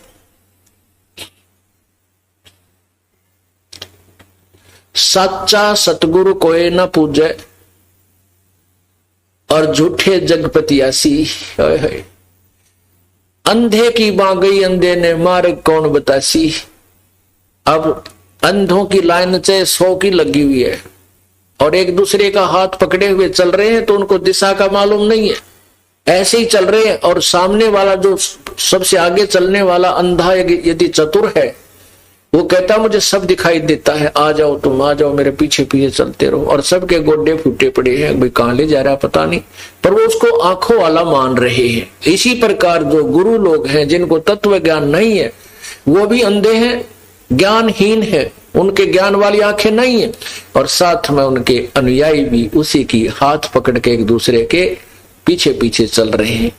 तो यहां बताते हैं कि सच्चा सतगुरु कोई ना पूजे, झूठों जगपतियासी, और अंधे की बात गई अंधे ने मार्ग कौन बतासी। इन अंधे गुरुओं के बारे में परमात्मा क्या बताते हैं कि दिखत के तो नैन चश्मियो फिरा मोतिया बंदरे, भाव भक्ति जा हृदय होई, क्या कर है सुरपति इंद्रे। अब वो संत आपको आंखों वाले दिखाई देते हैं, विद्वान नजर आते हैं, लेकिन उनका मोतिया बंद है, वो उनको भी कुछ नहीं दिखता, आंखें स्वस्थ नजर आती हैं पर दिखाई कुछ नहीं देता। ये विद्वान और गुरु संत हमें नजर आते हैं, लेकिन ये संत और गुरु नहीं है, इनको शास्त्र का ज्ञान नहीं है, इसलिए ये अंधे बताए हैं। सच्चा सतगुरु कोई न पूजे, झूठे जगपतियासी, अंधे की बां गई अंधे ने, फिर मार्ग कौन बतासी। फिर परमात्मा बताते हैं कि सार शब्द सरजीवन बूटी, जो यथार्थ नाम आपको दिया जाएगा, सतनाम और फिर सार नाम, कहते हैं वो सार शब्द सरजीवन बूटी, भाई घस घस अंग लगावे, अर्थात उसका पूरी श्रद्धा के साथ उसका भजन करे, सिमरन करे, और कहे कबीर तुम सत्कर मानो, यो जन्म मरण मिट जावे, अर्थात वो जन्म मृत्यु का रोग समाप्त हो जाए, पूर्ण परमात्मा के प्राप्त कर जाएंगे। अब क्या बताते हैं उन शास्त्र और साधना करने वालों के विषय में, अंतर लागी है जीनी के माया मूल की सीनी, सूचित करें आसन योग, सत नाम बिना सब रोग, सत नाम बिना सब रोग। अलोनिया खात है नीलोन, दीजे पीठ पर तिस गौण, झरने बैठते हैं मूड, जिम पंचग्रा समरूड, एक गुफाधारी सिद्ध, सो तो पड़े काल के फंद, कुटीसर मांगते हैं चून, जन्म न बीज बोया भून। क्या कहते हैं परमात्मा, कबीर परमेश्वर द्वारा बताए उस ज्ञान की गरीबदास जी अपने मुखारविंद से उच्चारण करते हुए उसके कबीर परमेश्वर ने क्या बताया है। कहते हैं कुछ ऐसे साधक हैं, कहते हम नमक नहीं खाते, कुछ ऐसे साधक हैं कि हम प्याज नहीं प्रयोग करते, हम लहसुन नहीं खाते, यानी कुछ उन्होंने विशेष अपने आप जो परहेज बनाए हुए हैं। उनके लिए परमात्मा कह रहे हैं यदि तुमने शास्त्र अनुकूल साधना नहीं की, जैसे क्या कहा है, अलोनिया जो एक पंथ है जो नमक नहीं प्रयोग करते कभी भी, कहते हैं जो सतनाम नहीं, जिनके पास शास्त्र विरुद्ध साधना करते हैं और ये परहेज भी रखते हैं, और अगले जन्म में वो गधे बनेंगे और उनके ऊपर नमक के बोरे डाले जाएंगे, लदेंगे। और वो नमक फिर उसकी कमर के ऊपर टूटी हुई पीठ पर नमक ही लगेगा, और घाव पर नमक लगने से कितना कष्ट होता है। एक एक लाइन की पंक्ति की जो एक एक पंक्ति को समझने के लिए, इस तत्व ज्ञान के पंक्ति को समझने के लिए बहुत गहराई में जाना पड़ता है। और पुण्यात्मा इन बातों में विचार करो, गहराई से सोचो, हृदय के अंदर समाओ इस बात को जो परमात्मा हमें बार बार ये संदेश इस दास के माध्यम से पहुंचा रहे हैं।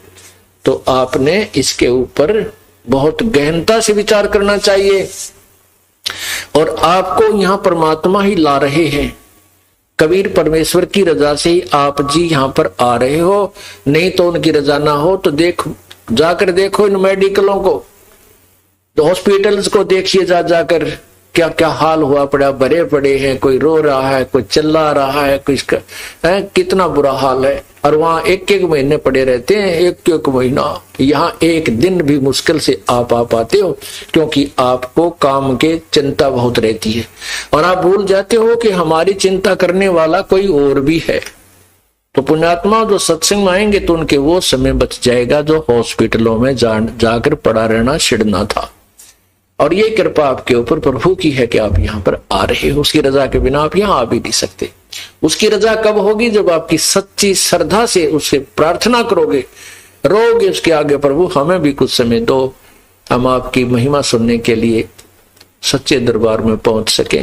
जब हृदय से मांगोगे तो वो रास्ता भी वही निकालेगा आपके। आप ऊपरले मन से कहते रहोगे तो नहीं आ पाओगे, कोई ना कोई आंट अडांस बनी रहेगी, और आंट अडांस भगवान बिना ठीक नहीं हो सकती।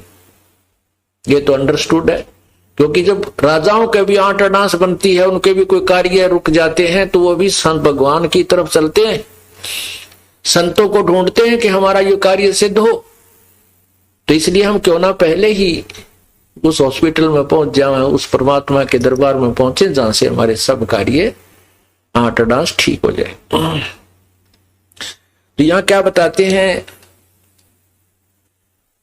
झरने बैठते हैं मूड जिम पंचग्रासम रूड। कई पानी कमा बैठ जाते हैं, ऊपर से मटका, एक मटका भर के पानी का उसके अंदर सुराख कर देते हैं कई, और फिर उसके अंदर मटके डालते रहते हैं 2-3 घंटे तक। वो ऐसे रिहर्सल करता है। कुछ वैसे जाकर के जल में खड़े होकर के, जहां से झरने ऊपर से गिर रहे हैं, वहां खड़े होकर सर्दियों के समय में वो बर्फ जैसे पानी में खड़े होकर के भक्ति करके दिखाते हैं।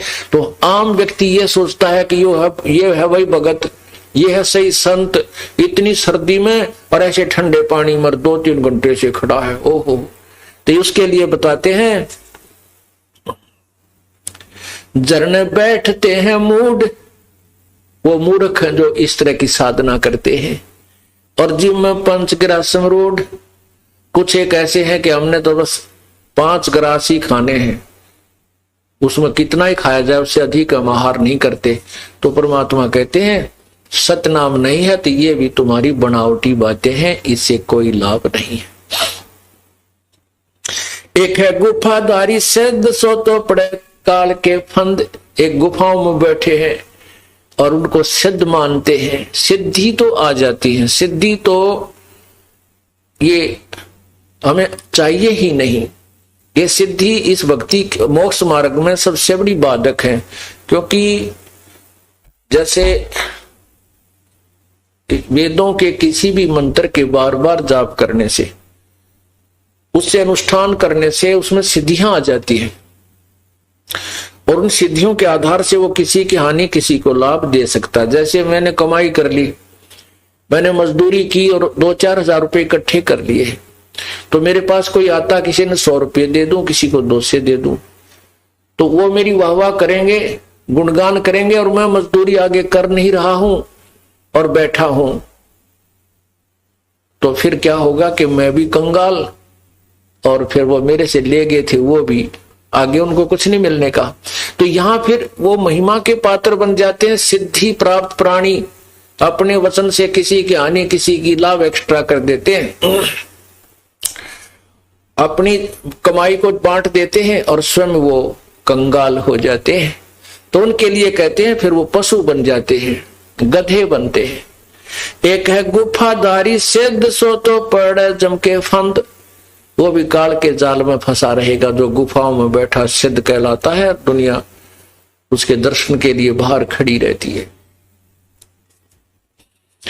अर्पण करें बहु आचार, पोथी लिए खरका बार, चिन्या नहीं रमता राम, कुटन बहुत हुए बेकाम, अवगत आप है लोलीन, खोजी खोज कर आकीन, पर मुद्रा एक कान, जोगी जोग का ना ध्यान। कुछ ऐसे हैं एक कान में वो पहनते हैं, गोल गोल मोटा है, उसको मुद्रा बोलते हैं, और कुछ दोनों में पहन लेते हैं, कनपाड़े कहलाते हैं। कहते इनसे लाभ नहीं। परमात्मा की भक्ति अगर आपको करनी है तो शास्त्र अनुकूल पूरे संत से प्राप्त करके ही कीजिए। कनफटिया कलंदर कूड़, अवगत साहेब महल साहेब दूर, भरमी भरम की बाजी, कबूले पंडिता का जी है। भरमी भरम की बाजी, कबूले पंडिता का जी। दोनों धर्मों के ये गुरु लोग, पंडित और काजी, दोनों ही तत्व ज्ञान से अपरिचित हैं। ये भी मनमुखी साधना ही जनता को बता रहे हैं। सन्यासी उदासी जान, पाया नहीं सतगुरु ज्ञान। सन्यासी उदासी जान, पाया नाही सतगुरु ज्ञान। सतगुरु का ज्ञान, तत्वदर्शी संत का ज्ञान उनको नहीं मिला। ये सभी व्यर्थ हैं, उदासी भी और सन्यासी भी। इनको यथार्थ भक्ति का ज्ञान नहीं है। मौनी मौनिया रहते के दो जग धुंध में बहते, पौनी पन पवन पौनी करें पवन, उपासना बिन तोड़ते हैं श्वास। पटन घाट से नहीं प्रीत, जिनको कहे कौन अतीत, बजरी बांधते हैं सोए कहीं नहीं, कहीं बिन बंदगी क्या हो, कहो बिन बंदगी क्या हो।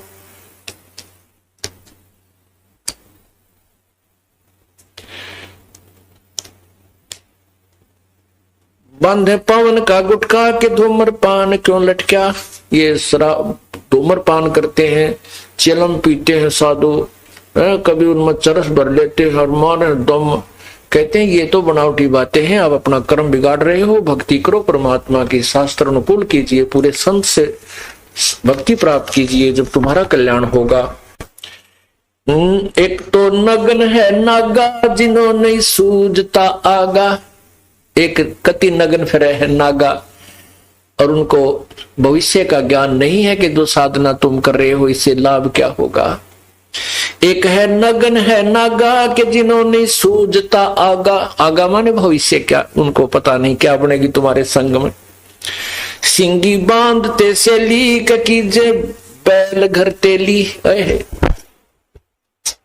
सिंगी बांधते से लीक कीजे बैल घर तेली।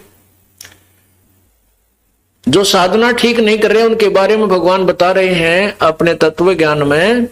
कबीर जी बता रहे हैं कि जो ठीक साधना नहीं करते और ये नगन फिरते हैं, निवस्त्र रहते हैं, कहते अगले जन्म में तेली के बैल बनेगा और तेली के यहां तुझे जोत दिया जाएगा कोहलू में।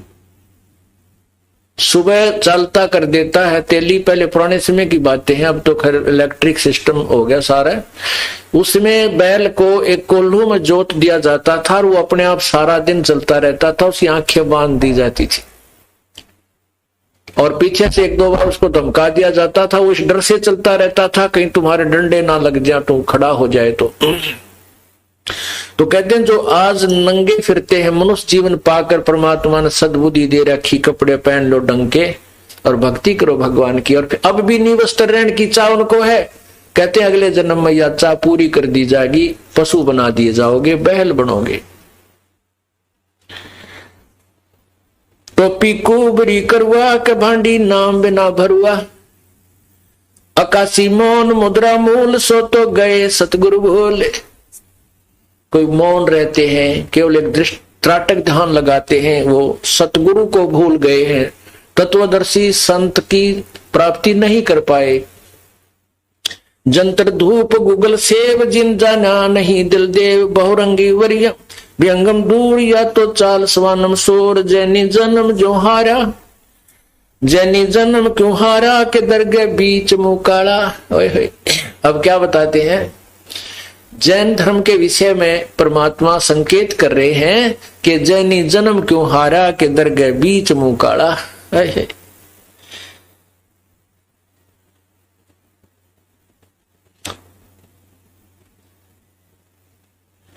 जलाला पर आजम के जाल, या तो भिन्न दो जग चाल, दिगंबर डोंगरी चढ़ जाही, भोजल बहोर गोते खाई, मनसा मोल माह है माही के माया लागे गलमाही, मदारी मदन का सिका के नाम बिन सब खा, सतनाम बिन सब खात है धक्का। अब जैनियों के विषय में क्या बता रहे हैं परमात्मा कि जैनी जन्म क्यों हारा के दरगे बीच मुंह काला। अब आपको ये ज्ञान समझाने के लिए गरीब बेखों से भगवंत का महल दूर है द्वीप, मंज बसे सूझे नहीं जो मोती मद सीप, बंकी बाट है भोंदू के भूले तुर्क और हिंदू। वो तत्व ज्ञान के द्वारा जो रास्ता है, जो तत्व ज्ञान का मार्ग है, वो बहुत ही अच्छा है और उसको हिंदू और तुर्क यानी मुसलमान दोनों ही भूले हुए हैं। हिंदू कैसे भूले हैं कि पवित्र गीता जी के अध्याय नंबर 4 के श्लोक 34 में लिखा है कि उस तत्व ज्ञान को जिसमें पूर्ण विधि लिखी हुई है, उस सूक्ष्म वेद में जो पूर्ण परमात्मा ने स्वयं अपने मुख से उच्चारण किया था, गीता जी अध्याय नंबर 4 के श्लोक 32, 33 और 34 में यह निर्णायक ज्ञान है कि जो पूर्ण परमात्मा ने अपने मुख्य ज्ञान में, तत्व ज्ञान में, जो नाना प्रकार की पूरी विस्तृत विधि प्रभु के पाने की लिखी है, उस तत्व ज्ञान को तू समझ। उसको समझने के लिए तत्वज्ञानी संतों के पास जा, उनको दंडवत प्रणाम करने से और कपट छोड़ के उनकी पूजा सेवा करने से और विनम्र भाव से उनसे प्रसन्न करने से वो तत्वदर्शी संत तुझे उस ज्ञान के विषय में, पूर्ण परमात्मा के मार्ग के विषय में बताएंगे। इससे सिद्ध है कि गीता जी का ज्ञान कंप्लीट नहीं है। गीता जी के अंदर उस पूर्ण परमात्मा की पूर्ण मोक्ष मार्ग की साधना का विवरण नहीं है। संकेत है कि पूर्ण परमात्मा के उस पूर्ण ज्ञान को प्राप्त करने के लिए किसी तत्वदर्शी संत की तलाश करो, खोज करो। इसी प्रकार पवित्र कुरान शरीफ की सूरत फुरकानी 25 और आयत नंबर 52 से 58 में स्पष्ट किया है कि एक कबीर नाम का परमात्मा है। वो कबीर परमात्मा है जिसने सारी सृष्टि को रचा है। वही वो पूर्ण परमात्मा है, वो पाप अक्षमा करने वाला है और उसकी खबर किसी बाखबर से पूछ देखो। जो कुरान शरीफ का ज्ञान जो अल्लाह दे रहा है, जो खुदा जिसको हजरत मोहम्मद जी अपना भगवान मान रहे थे, अल्लाह मान रहे थे, वो खुद कह रहा है कि हे पैगंबर, जो मैं तुझे ये कुरान शरीफ का ज्ञान बता रहा हूं, इसके ऊपर तो विश्वास रख। और उस परमात्मा के विषय में जिसने सारी सृष्टि 7 दिन में 6 दिन में रची, 7वें दिन तख्त पर जा बैठा, वही पूर्ण परमात्मा है, वही मोक्षदायक है और वही अजर अमर है, उसको मारने वाला कोई नहीं है। तो उसके बारे में किसी बाखबर से पूछ देखो। इससे सिद्ध हुआ कि जो कुरान शरीफ का ज्ञान देने वाला अल्लाह है, वो भी पूर्ण ज्ञानी नहीं है। उसको उसने भी संकेत कर दिया कि उस परमात्मा के विषय में जिसने सारी सृष्टि रची और फिर उस पे तख्त पे जा बैठा, उसके विषय में तो किसी तत्वदर्शी संत से पूछ देखो। अब वो तत्वदर्शी संत इनको मिला नहीं, मिला होता तो ये इस तरह की साधना नहीं कर रहे होते जो शास्त्र विरुद्ध है, जो सब मोक्षदायक नहीं है। उसके लिए कहा है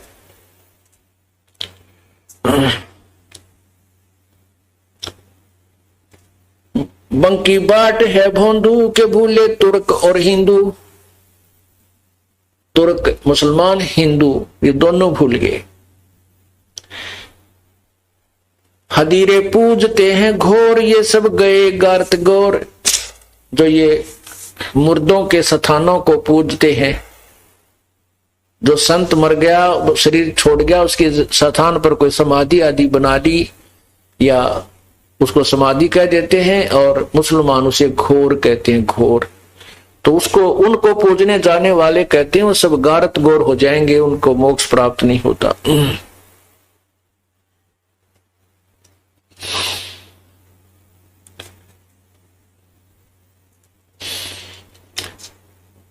गैबी गैब का डंका,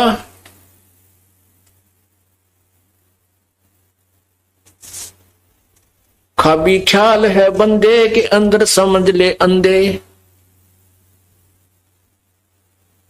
अगमी अगम है रासा, त्रिगुण दूर कर पासा। पंथों से पुरातम रहा, नगरी नहीं पावे था। भूले हैं बिटम भी बाट, ओगड पंथ बाका घाट। अवगत सरे को सैलान हंसा, धर है कोई ध्यान। गैबी गैब का डंका, मकरी मन बीच है मक्का। काबे की लखाऊं रा, मस्तक है मसीत अल्लाह। कहते हैं जिस अल्लाह को तुम उस मक्का में ढूंढने जाते हो, वो मक्का आपके मस्तिष्क में यानी सहस्रार कमल के अंदर है। वहां पर ये काल भगवान ज्योति निरंजन है, जिसको हिंदू अव्यक्त निराकार कहते हैं, मुसलमान जिसे बेचून कहते हैं। उसके लिए बताया है कि तुम्हें उस वास्तविक मक्का, वास्तविक मक्के का रास्ता बताते हैं, वो कहाँ है। और काबा दिखाऊं, बताऊं तुझे कहाँ है, शरीर के अंदर ही है। काबे की लखाऊं राह, मस्तक है मस्जिद अल्लाह। और जिसको तुम मस्जिद में ढूंढने जाते हो, उस काबा वाली मस्जिद यानी उस मस्जिद में ढूंढने जाते हो, वो आपके मस्तिष्क में यानी यहाँ पीछे मस्तिष्क के सामने यहाँ सहस्रार कमल बना हुआ है, वहां पर है वो वास्तविक अल्लाह। ज्योतिष को तुम अल्लाह मानते हो, ये ज्योति निरंजन। काबे की लखाऊं राह के मस्तक है मस्जिद अल्लाह। कुफरी छोड़ दे कुफरम, सरे का हो चलो नफरम। गऊ को मार मत भाई, के मिट्टी मांस ना खाई। कहते हैं गाय को मत मार मेरे भाई, ए मुसलमान, और मिट्टी मांस ना खाई। मिट्टी मांस खाने वाले, जो हिंसा करने वाले, कभी परमात्मा को पसंद नहीं होते। ये तुम्हारे को भूल लगी है। क्या कहते हैं, अर्श कुर्स पर अल्लाह तकत है, खालिक बिन नहीं खाली। नबी मोहम्मद नमस्कार है, राम रसूल कहाया। 1,80,000 को सौगंध, जिन नहीं करद चलाया। हजरत मोहम्मद जी के विषय में बता रहे हैं कि नबी मोहम्मद तो आदरणीय, एक अच्छी आत्मा थी, और उन्होंने कभी भी हिंसा नहीं की, ना कोई गाय काटी। हजरत मोहम्मद जी ने एक बार अपनी करामात दिखाई थी। एक गाय को वचन से मारा था, शब्द से, और वचन से ही जीवित कर दिया था। उन्होंने मांस नहीं खाया, वो गौ माता को जीवित कर दिया था। अब आप लोग उनकी अब नकल करते हो। जिस दिन उन्होंने गाय को जीवित किया था, उसी दिन को गाय मारने लगे, और आप जीवित नहीं कर सकते, इसलिए आपको जीव हिंसा करने का अधिकार नहीं है। क्या कहते हैं, नबी मोहम्मद नमस्कार है, राम रसूल कहाया। और 1,80,000 हजरत मोहम्मद जी के अनुयायी हुए थे, जो मुसलमान बने थे उस समय। कहते उन्होंने कसम है, सौगंध है उनकी, उन्होंने कभी करद नहीं चलाई, उन्होंने जीव हिंसा नहीं की, गौ मार कर नहीं खाई, ना कोई अन्य पशु पक्षियों की हिंसा की। अरस कुरस पर अल्लाह तकत है, खालिक बिन नहीं खाली। अरस कुरस पर, अरस माने आसमान के, कुरस माने अंतिम छोर पर, यानी सत्यलोक में पूर्ण परमात्मा का तख्त है, जिसने 6 दिन में सृष्टि रची और 7वें दिन जो तख्त पर जा बैठा। अरस कुरस पर अलय तकत है, खाल्यक बिन ना खाली, अर्थात उस परमात्मा की दृष्टि से कोई भी जीव नहीं बचता, वो सबको देख रहा है। वो खालिक पूर्ण परमात्मा के बिना कोई भी खलक उससे खाली नहीं है, अर्थात उसकी दृष्टि में है। अरस कुरस पर अलह तकत है, खालिक बिन नहीं खाली, वे पैगंबर पाक पुरुष थे साहिब के अब्दाली। वो पैगंबर पाक पुरुष थे जो हजरत मोहम्मद जैसे महापुरुष थे, वो तो पवित्र आत्माएं थी, उस परमात्मा की कृपा पात्र थे, इसलिए उन्होंने ऐसे कोई पाप नहीं किए जो तुम कर रहे हो। उसके लिए बता रहे हैं, कुफरी छाड़ दे कुफरम, सरे का हो चलो नफरम, गौ को मार मत भाई के माटी मांस न खाई। बकरे की सरह बकरी है सरे की रूह, सो तो मार डारी हो, मुर्गी अंड ना फोड़ो के चश्मे सरे को जोड़ो, सरे में होत है हिसाब, मुर्गी दूर कर कबाब, हिलवानम हनोज न मार, जो तुझे चाहिए दीदार,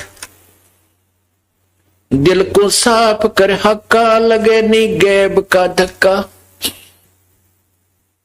दिल को साफ कर हक्का यानी सच्चे ढंग पे, हक माने सच्चे ढंग से, सच्चे तरीके से अपने दिल को साफ कर, कहीं परमात्मा की तेरे ऊपर मार ना पड़ जाए। दिल को साफ कर हक्का के लगे ना गैब का धक्का, धक्का माने भगवान की मार ना आ जा, कभी गुप्त तो ऐसे कुकर्म कर रहा है। मनी को पीस ले महीन, सतगुरु का करो आकीन। पूर्ण परमात्मा का यानी जो ज्ञान रखता है वो सतगुरु यानी बाखबर तत्वदर्शी संत का यकीन करो, वो जो बता रहा है उसको सत्य मानो। मगज में बंग ना दी गुमज में बंग ना दी जय, इतना शोर क्यों कीजे, चिट्टी बाजे पायल पैर, साहेब सुनता है सब लहर, कतेबा कुर्स की पढ़िए के अरसी अरस को चढ़िए, गोमज में बंग ना दी जय, इतना शोर क्यों की जय, चिट्टी बाजे पायर पैर, थोड़ा मंदा करी, चिट्टी बाजे पायल पैर और साहेब सुनता है सब लहर। यदि चिट्टी यानी कीड़ी का कोई पायल बना दी जाए, आप विचार कीजिए कि चिट्टी की पायल कितनी होगी, उस चिट्टी के पैर भी अच्छी तरह हमें नजर नहीं आते, इतने बारीक होते हैं, और उसकी पायल बना दी जा तो घुंघरू कितने बड़े होंगे उसके। और यदि उसका भी आवाज होती है, चिट्टी के पैर की पायल बना दी जा, अर्थात वो नॉइसलेस होती है, उसका शोर हो ही नहीं सकता।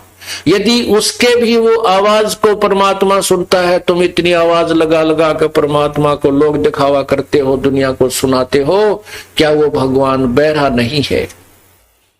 वो सब सुनता है, उस चींटी के पैर की पायल की खुड़का आवाज को, धुन को भी, शोर को भी सुन सकता हो भगवान। इसलिए आपके हृदय में जो सोच है, जैसे आप अंदर से भी को विचार करते हो भगवान के या अच्छे बुरे, उनका भी उनके पास अकाउंट होता। गोमज में बंग ना दीजे के एता शोर क्यों कीजे, चिट्टी बजे पायल पैर, साहेब सुनता है सब लहर, कतेबा कुर्स की पढ़िए कि अरसी अरस को चढ़िए। उस सतलोक में जाने वाली वो कतेब, वो ज्ञान, वो तत्वदर्शी संत से वो ज्ञान प्राप्त कीजिए और फिर सतलोक की तरफ अपना ध्यान कीजिए। शब्द तो मान ले मेरा के अब सब छाड़ दे तोरा, हकीकत समझ ले खुनी के इनमें रूह कौन सुनी। हकीकत समझ ले खुनी के इनमें कोई रूह नहीं सुनी। भगवान के बिना ये ना समझ के इसको जो तू बकरे मुर्गी गाय भेड़ आदि मारते हो, इनमें भी ये भी भगवान की आत्मा है, ये सुनी नहीं है, अर्थात इनका भी वारिस परमात्मा है। और जैसे बाप के चाहे बड़े बेटे ने मार दे और चाहे छोटे को, एक सा दुख होता है।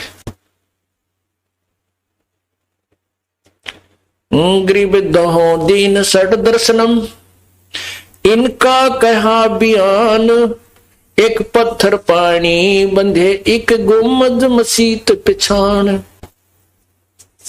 अली मिहेत कर हंसा के चिन्नो जात कुल वंसा। दीना गर्भ में डेरा संगाती कौन था तेरा। उस बात को याद करो कि मां के गर्भ में तेरा कौन साथी था।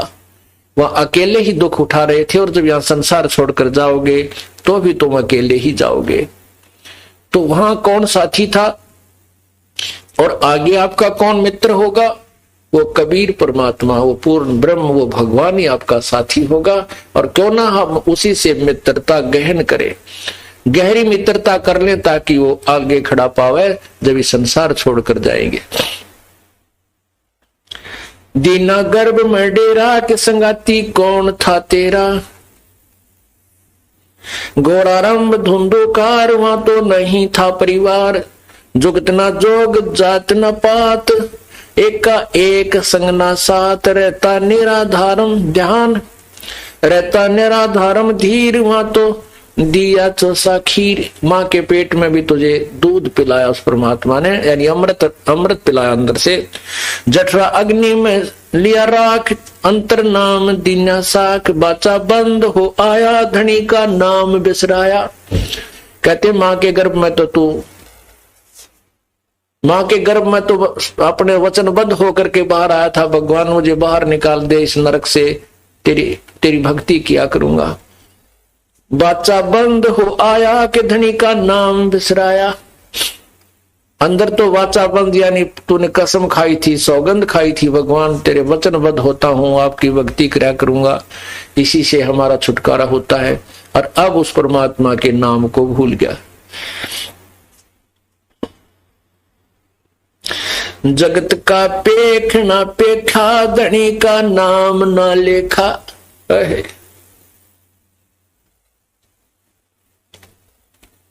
अब तो हम कहते हैं भगवान को, उस परम पिता को बोल करके हम एक दूसरे को इस अपनी जो है ना, एक दूसरे को ये क्रेडिट देते हैं, उसी की महिमा गाते हैं कि इसने ऐसा कर दिया, इसने इसको पाल दिया, इसने ऐसा किया, पढ़ा दिया, लिखा दिया। ठीक है, परमात्मा ही सारी व्यवस्था करवाता है और जिसको जो ड्यूटी प्रभु ने दे रखी है वो माता पिता भाई बहन सभी अपनी ड्यूटी कर रहे, लेकिन आप परमात्मा को भूल गए। हम या तुम एक दूसरे को, जब मां के पेट में थे आप, किसने आपको पालन किया, 9 महीने किसने आपको, आपके शरीर को संभाला, वहां भी व्यवस्था प्रभु ने की। मां की नाभि से आपकी नाभि को जोड़ दिया और वहीं से आहार दे करके आपके शरीर को पूरा किया। बाहर आया तो मां के स्तन में दूध भेज दिया। बच्चा होने से पहले मां के स्तन में दूध नहीं, और मां बच्चा बाहर आते ही भगवान ने कैसा सिस्टम बनाया है, और तुरंत ही दूध आना शुरू हो जाता है और बच्चा दूध पीवे और जूठा छोड़े। इतनी व्यवस्था कर रखी है। इस प्रकार क्या बताते हैं कि जगत का पेख ना पेखा धनी का नाम ना लेखा।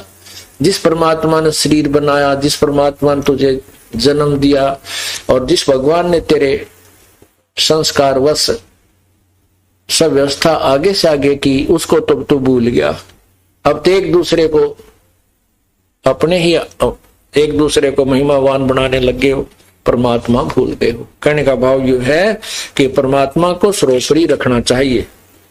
धनी का बाँच ले फरमान जैसे पड़े काम निदान। उस भगवान को याद कर ले जिससे तुझे फिर काम पड़ेगा।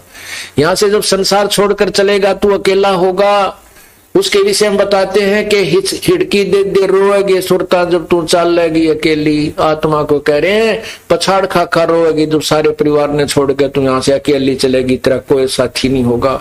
तो उस समय तेरा साथी परमात्मा होगा यदि तूने पहले उससे मित्रता कर रखी है, अर्थात उसका नाम लेकर के सच्चे हृदय से उसका जाप किया हुआ।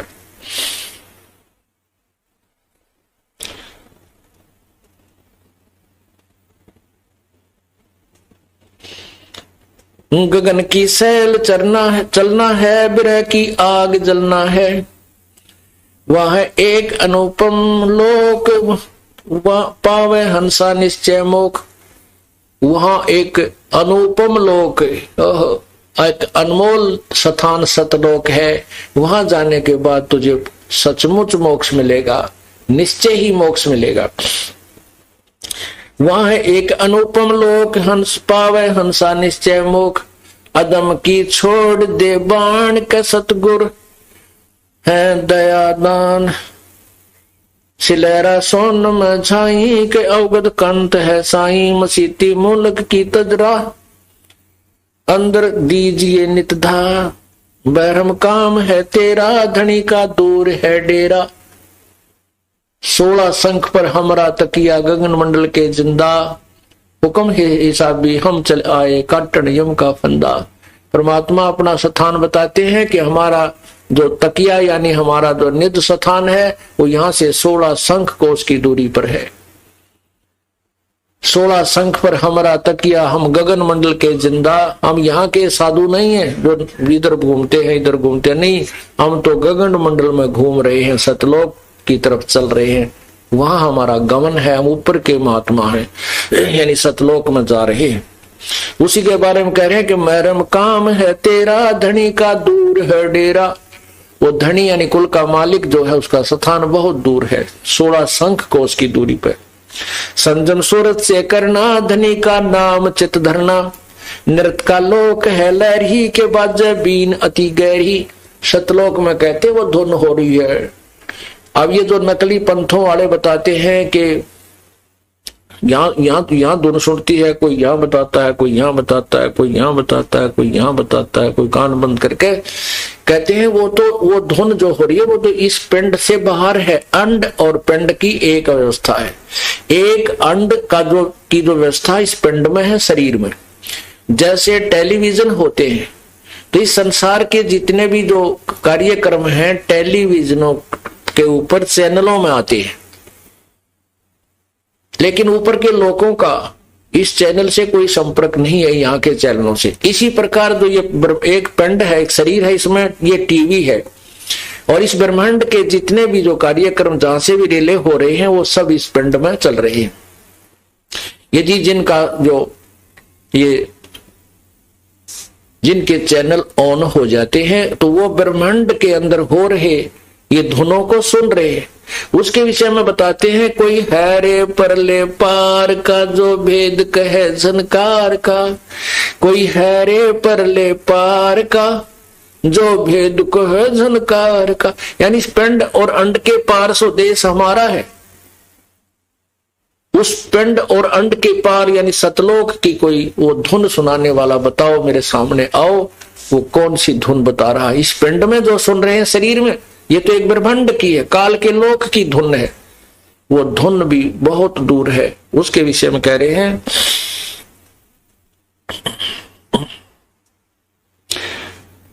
नृत्य का लोक है लहरी के बाजे बीन अति गहरी। विहंगम राग रंग बाजी के सुरत और नृत्य धुन साजी। मदीना कीजिएगा क्या मन मक्के धरो ने पा। कहते मदीना जाने की बजाय इस मन रूपी मक्के ने ठीक करो, इसको सो दो, इसमें भगवान मन को साफ करो। सुन अरस की बंगा के मोला क्यों करत है दंगा। उस आकाश की वो बंग सुन, ऊपर जो आवाज धुन आ रही है। गायत्री पढ़े गुप्तार जाका देख ले दीदार। अदर और फजल है जाके अंसा जाए चढ़े नाके। सरे की बात कहता हूँ सकल सब भेद लेता हूँ। बसीला कौन है तेरा बोर ना होत है फेरा। दम को लीन कर भाई के सुषमण द्वार चढ़ जाई। पिंगल घाट ना फिरना इला से उलट कर भरना। गगन मगन होए कुंबंद के उल्टा गगन सरसांद है। गगन में धर विशंबर ध्यान कादिर आप है कुर्बान। चंपा का अगम चंपा है अगम गुलबास जाके पिंड प्राणना सांस। सकल की जानता सोई के कबीर आप नरमोही। सकल यानी सब की सब जानता हो परमात्मा। जानता सोई के कबीर आप नरमोही, शंख दल कंवल मदरता के वाणी वेद सब कहता। अब हमने सहस्रार कमल तक इन योगियों से सुना है कि सहस्रार कमल में भगवान ज्योति निरंजन उसकी ज्योति नजर आती है। तो परमात्मा के जो पूर्ण परमात्मा है वो शंख कमल मध्य यानी शंख कमल दल नील पद्म शंख इतनी पंखड़ियों वाले उस कमल में पूर्ण परमात्मा रहता है। शंख दल कमल मदरता के बाणी वेद सब कहता, शिखर की सुन मैं साजय के अनहद नाद नित बाजे। शिखर की सुन मैं साजय के अनहद नाद नित बाजे। वहां पर अनहद नाद नित बज रहा है सतलोक में। अगम पद खोज लेना है धनी को जवाब देना है। अगम पद यानी उस परम पद की खोज करो जिसमें जाने के बाद फिर संसार में कभी लौट कर नहीं आते। गीता ज्ञान दाता 15वें अध्याय के श्लोक 4 में कहता है कि जब तुझे तत्व ज्ञान हो जाए और तत्व ज्ञान रूपी शस्त्र से इस अज्ञान रूपी अंधेरे को अर्थात इस अज्ञान रूपी वृक्ष को जड़ से काटकर उसके पश्चात उस परमेश्वर के उस परम पद की खोज करनी चाहिए जहां जाने के बाद फिर साधक लौटकर संसार में नहीं आते। और जिस परमात्मा से पूरे विश्व का विस्तार हुआ अर्थात जिसने इस संसार रूपी वृक्ष को रचा है बनाया है। और गीता ज्ञानदाता कहता है मैं भी उसी की शरण में हूं। उसके लिए बता रहे हैं कि अगम पद खोज लेना है कि धनी को जवाब देना है। दास गरीब की अरदास मिटो सकल द्वंद उपास। ये द्वंद उपास आन उपासना को कहते हैं, सभी को छोड़ दो, ये मेरी प्रार्थना है आपसे। कितनी बार बार भगवान किस प्रकार से हमें समझाने की चेष्टा करते हैं कि तुम प्रयत्न भी कर रहे हो, आप चल भी रहे हो, मार्ग पर सफर भी कर रहे हो, लेकिन कुमार्ग पर जा रहे हो, मंजिल के विपरीत जा रहे हो, इसलिए वो रास्ता आपका ठीक नहीं है, उसको त्याग दीजिए। उसके लिए क्या बताते हैं, और बात तेरे काम न आवे तू संतों शरण लाग रे। के सोवे गफलत में बंदे जाग जाग नर जाग रे। जाग जाग नर जाग रे। और बात तेरे काम न आवे संतों शरण लाग रे। के सोए गफलत में बंदे जाग जाग नर जाग रे। इस तन सराय में जीव मुसाफिर करता रहे दिमाग रे। तन सराय में जीव मुसाफिर करता रहे दिमाग रे। रात बसेरा कर ले डेरा चले सवेरा त्याग रे।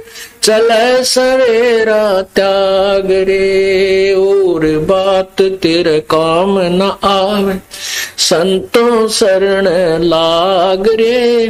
के सोवे गफलत में बंदे जाग जाग नर जाग रे। उमदा चोला बना अनमोला ये लगे दाग पे दाग रे। उमदा चोला बना अनमोला लगे दाग पे दाग रे। 2 दिन की गुजरान जगत में क्यों जड़े बिरानी आग रे। जड़े बिरानी आग रे। और बात तेरे काम न आवे संतों शरण लाग रे। के सोए गफलत में बंदे जाग जाग नर जाग रे। भाई को बदे कांसड़ी चढ़ रही चत पे, तू होया मनुष्य से नाग रे। को बदे कांसड़ी चढ़ रही चत पे, होया मनुष्य से नाग रे। सूझा नहीं सजन सुख सागर, बिना प्रेम बैराग रे, बिना प्रेम बैराग रे। और बात तेरा काम न आवे, के सोवे गफलत में बंदे, जाग जाग नर जाग रे। भाई हर सुमरे सोहान से कवावे, कामी करो दी कागरे। हर सुमरे सोहान से कवावे, कामी करो दी कागरे। बोरा न भर में विष के बन में, चल बेगमपुर बाग रे, चल बेगमपुर बाग रे। और बात तेरा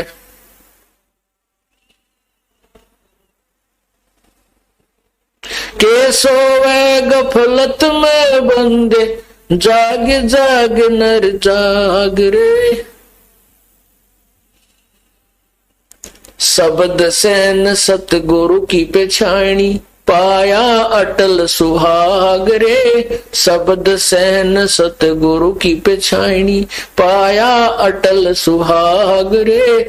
नितानंद महबूब गुमानी, परगट पूर्ण बाग रे, परगट पूर्ण बाग रे। और बात तेरे काम न आवे, संतों शरण लाग रे। के सोवे गफलत में बंदे, जाग जाग नर जाग रे, जाग जाग नर जाग रे। सत साहिब कहते हैं कि कुबद कांचड़ी चढ़री चित पे, तू होया मनुष्य नागरे। और सूझे नहीं सजन सुख सागर, बिना प्रेम बैरागरे।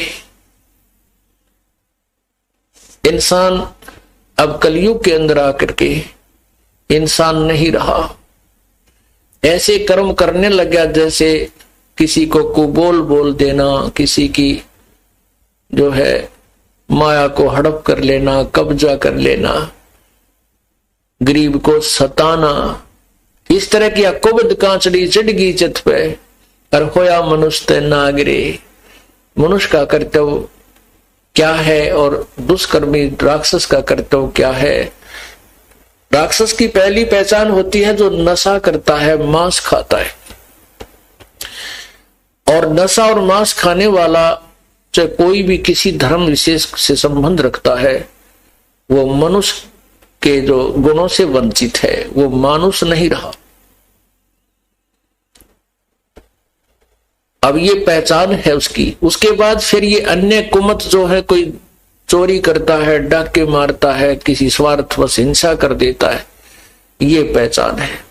अब आप विचार कर सकते हो कि वर्तमान में कितने व्यक्तियों पर कुबद कांचड़ी चढ़गी। ऊपर से मनुष्य दिखते हैं लेकिन कर्म मनुष्य के रहे नहीं। उसके लिए सत्संग में आना आवश्यक है। सत्संग में आने से उस प्राणी को अपने कर्मों का ज्ञान होता है। जितने भी आज तक उद्धार हुए हैं वो सत्संग में आने से हुए हैं। कहते हैं एक गब्भू डाकू था, उसका नाम था गब्भू, और वो बहुत प्रसिद्ध हो गया था। अंग्रेजों के समय की बात है। उसने एक दिन डाका डालना था रात्रि के समय।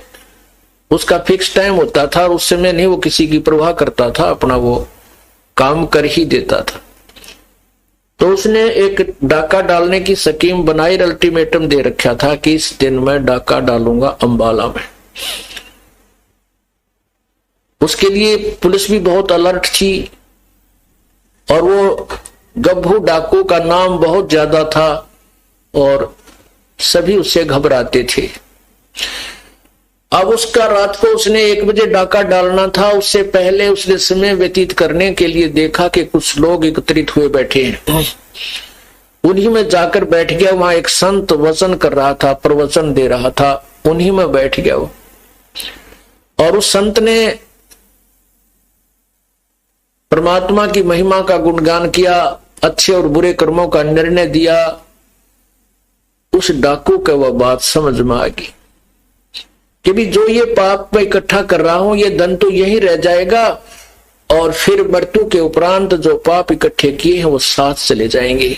उसके बाद कुत्ता बनेगा, उसके कीड़े पड़ेंगे, खाज लगेगी, टांग टूटेगी, गर्मी में पड़ा रहेगा, सर्दी में रहेगा, गधा बनेगा, कोई दवाई औषधि को पूछने वाला नहीं होगा और जितने भी पाप कमाएगा प्राणी के साथ जाते।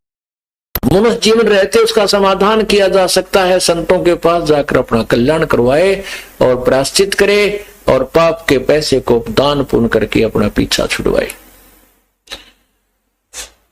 अब वो बात उस गब्बू डाकू के पक्की हृदय में बैठी, क्योंकि पुण्यात्मा अज्ञानवश ही बुरे कर्म करने लग जाती हैं और जिस दिन उनको ज्ञान होता है वो सूरवीर होते हैं, उसी दिन त्याग देते हैं सब बुराइयों को और वही परमात्मा को पाया करते हैं। जिन पे एक बीड़ी ना छूटती हो वो कितके के लिए तोड़ेगा बता। जिस पे एक बीड़ी नहीं छूटती वही नहीं तो वो परमात्मा के नाम में जो बाधक है तो वो किसकी भक्ति करेगा। वो तो कमजोर आदमी है, वो पार हो ही नहीं सकता, उसने अपने विकार त्यागने होंगे। तो ये होते सूरवीरों के काम। जब ज्ञान समझ में आ जाता तुरंत त्याग देते हैं और अपनी सत कमाई करने लग जाते। तो सत्संग जब वचन हो लिए तो साधु उसके बाद समझ में आ गई डाकू के, तो उसने अपने साथी जो आने थे समय पर वो सभी आए, अपने गोली बंदूक ले गए, घोड़े गाड़ों पर चढ़ गए। जहां उन्होंने इकट्ठा होना था वो डाकू वहां पहुंच गया गब्बू। उन डाकू अपने साथियों से कहा, भाई आज के बाद गब्बू डाके नहीं मारेगा और ना ही कोई बुराई करेगा। आज मैंने सत्संग सुन लिया। तो डाकू नाराज हो गए, भाई हमने आज इसमें 1 लाख रुपए का फायदा होना था, ये तो दे दे। तो वो कहने लगा ठीक है भाई, मैं वो तुम्हें आज 1 लाख रुपए का जो हानि तुम्हें हो रही है वो जो मेरी पूंजी है उसमें से ले लो और बाकी मैं अपने दान पुण्य करूंगा, पीछा छुटवाऊंगा। डाकू वापस चले गए। वो सरदार था, उनका मुखिया था।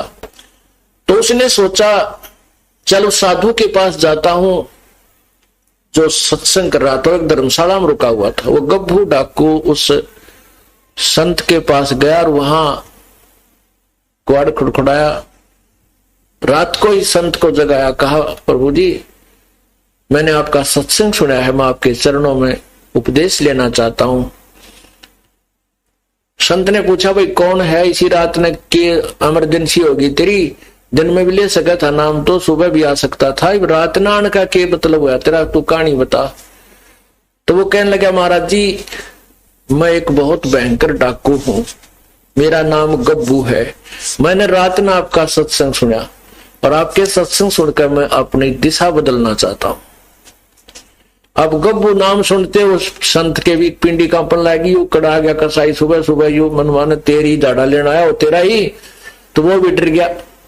संत बोला भाई एक काम करे बेटा, नाम तो खत तुझे उपदेश तो दे दूंगा पर भाई तू थाने में जाकर समर्पण कर दे। कहते यहाँ पर पुलिस वाले मेरी भी घीस बांध दे रहे और यहाँ आ जाए मुझे भी तंग करें बेटा। अब साधु की बात का उसके भी असर हो गया, चल ठीक है थाने में चला जाता हूं। तो वो गब्बू डाकू थाने में चला गया। अब थाने में थानेदार बैठा, आगे पुलिस वाला खड़ा, वो संतरी खड़ा था थाने का आगे। वो बोला भाई कौन है, किजा है, अंदर नहीं जाना, खड़ा हो जा बाहर। तो बोला भाई मैं गब्बू डाकू हूं और तेरे थानेदार से मिलने आया। अब गब्बू डाकू नाम सुनते 2 कदम पर खड़ा, उस संतरी की हाथ कांपन लग गया, बंदूक भी हाथ तो छूट गई। वह बंदूक उसने ठा ली कि नकुमा मारना दे बात में। वो बंदूक थोड़ी गाड़ी काट गया, पेटी एक लो लको दी। उससे दूर सामने थानेदार बैठा था कमरे में। जब वो भीतर अंदर गया तो बोला अरे कौन तू, कैसे आ गया? ने बोला जी मैं हूं गब्बू डाकू। अब गब्बू डाकू करते हो थानेदार का गब्बू डाकू नो करे, कुकर आ गया। उसके पसीने आ गई, कसाई छाती पे आ गई, मारेगा भाई। तो कहने लगा जी, वो थानेदार नहीं बोल पाया, कति घबरा गया, पसीने आ गए।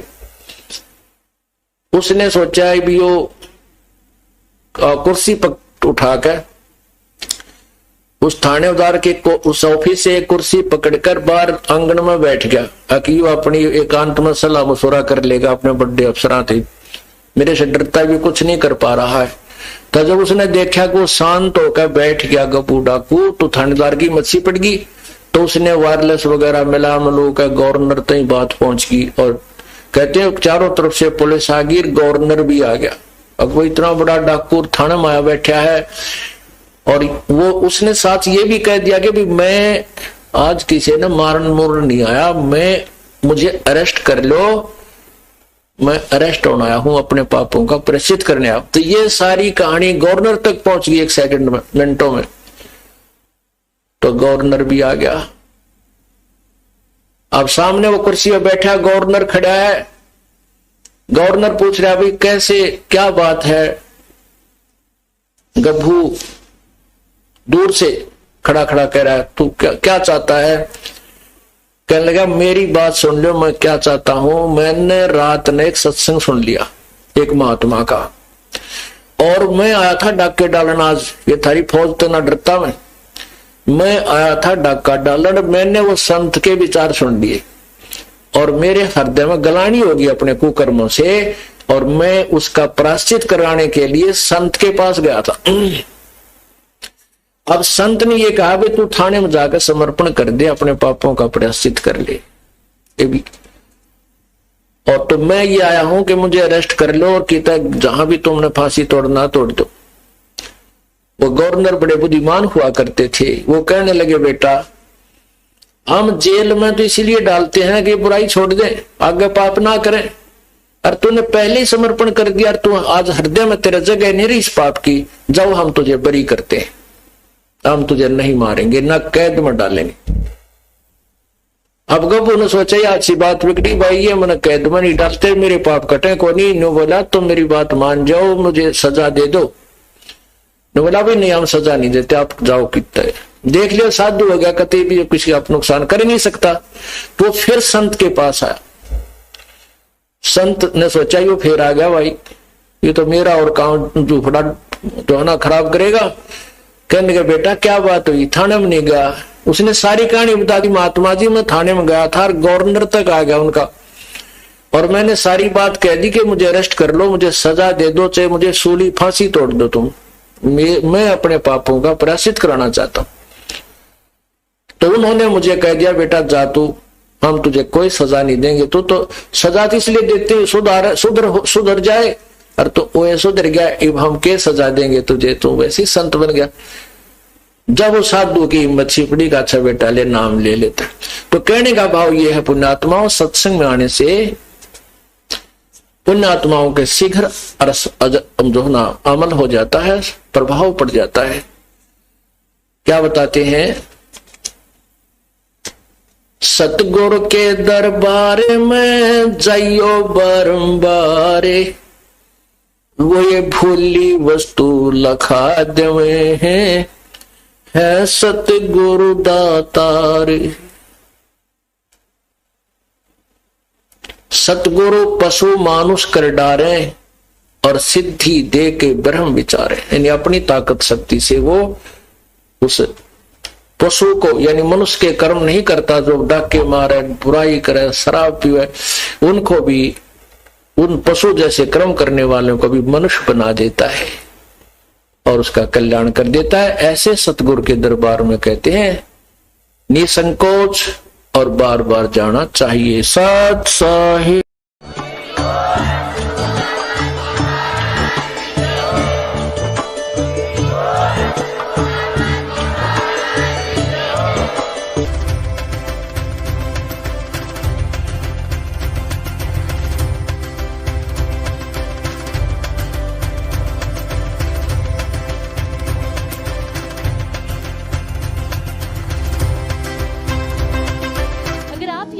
YouTube पर देख रहे हैं तो हमारे चैनल को सब्सक्राइब करें और बेल आइकन को दबाना ना भूलें। अगर आप Facebook पर ये वीडियो देख रहे हैं तो हमारे पेज को लाइक करें।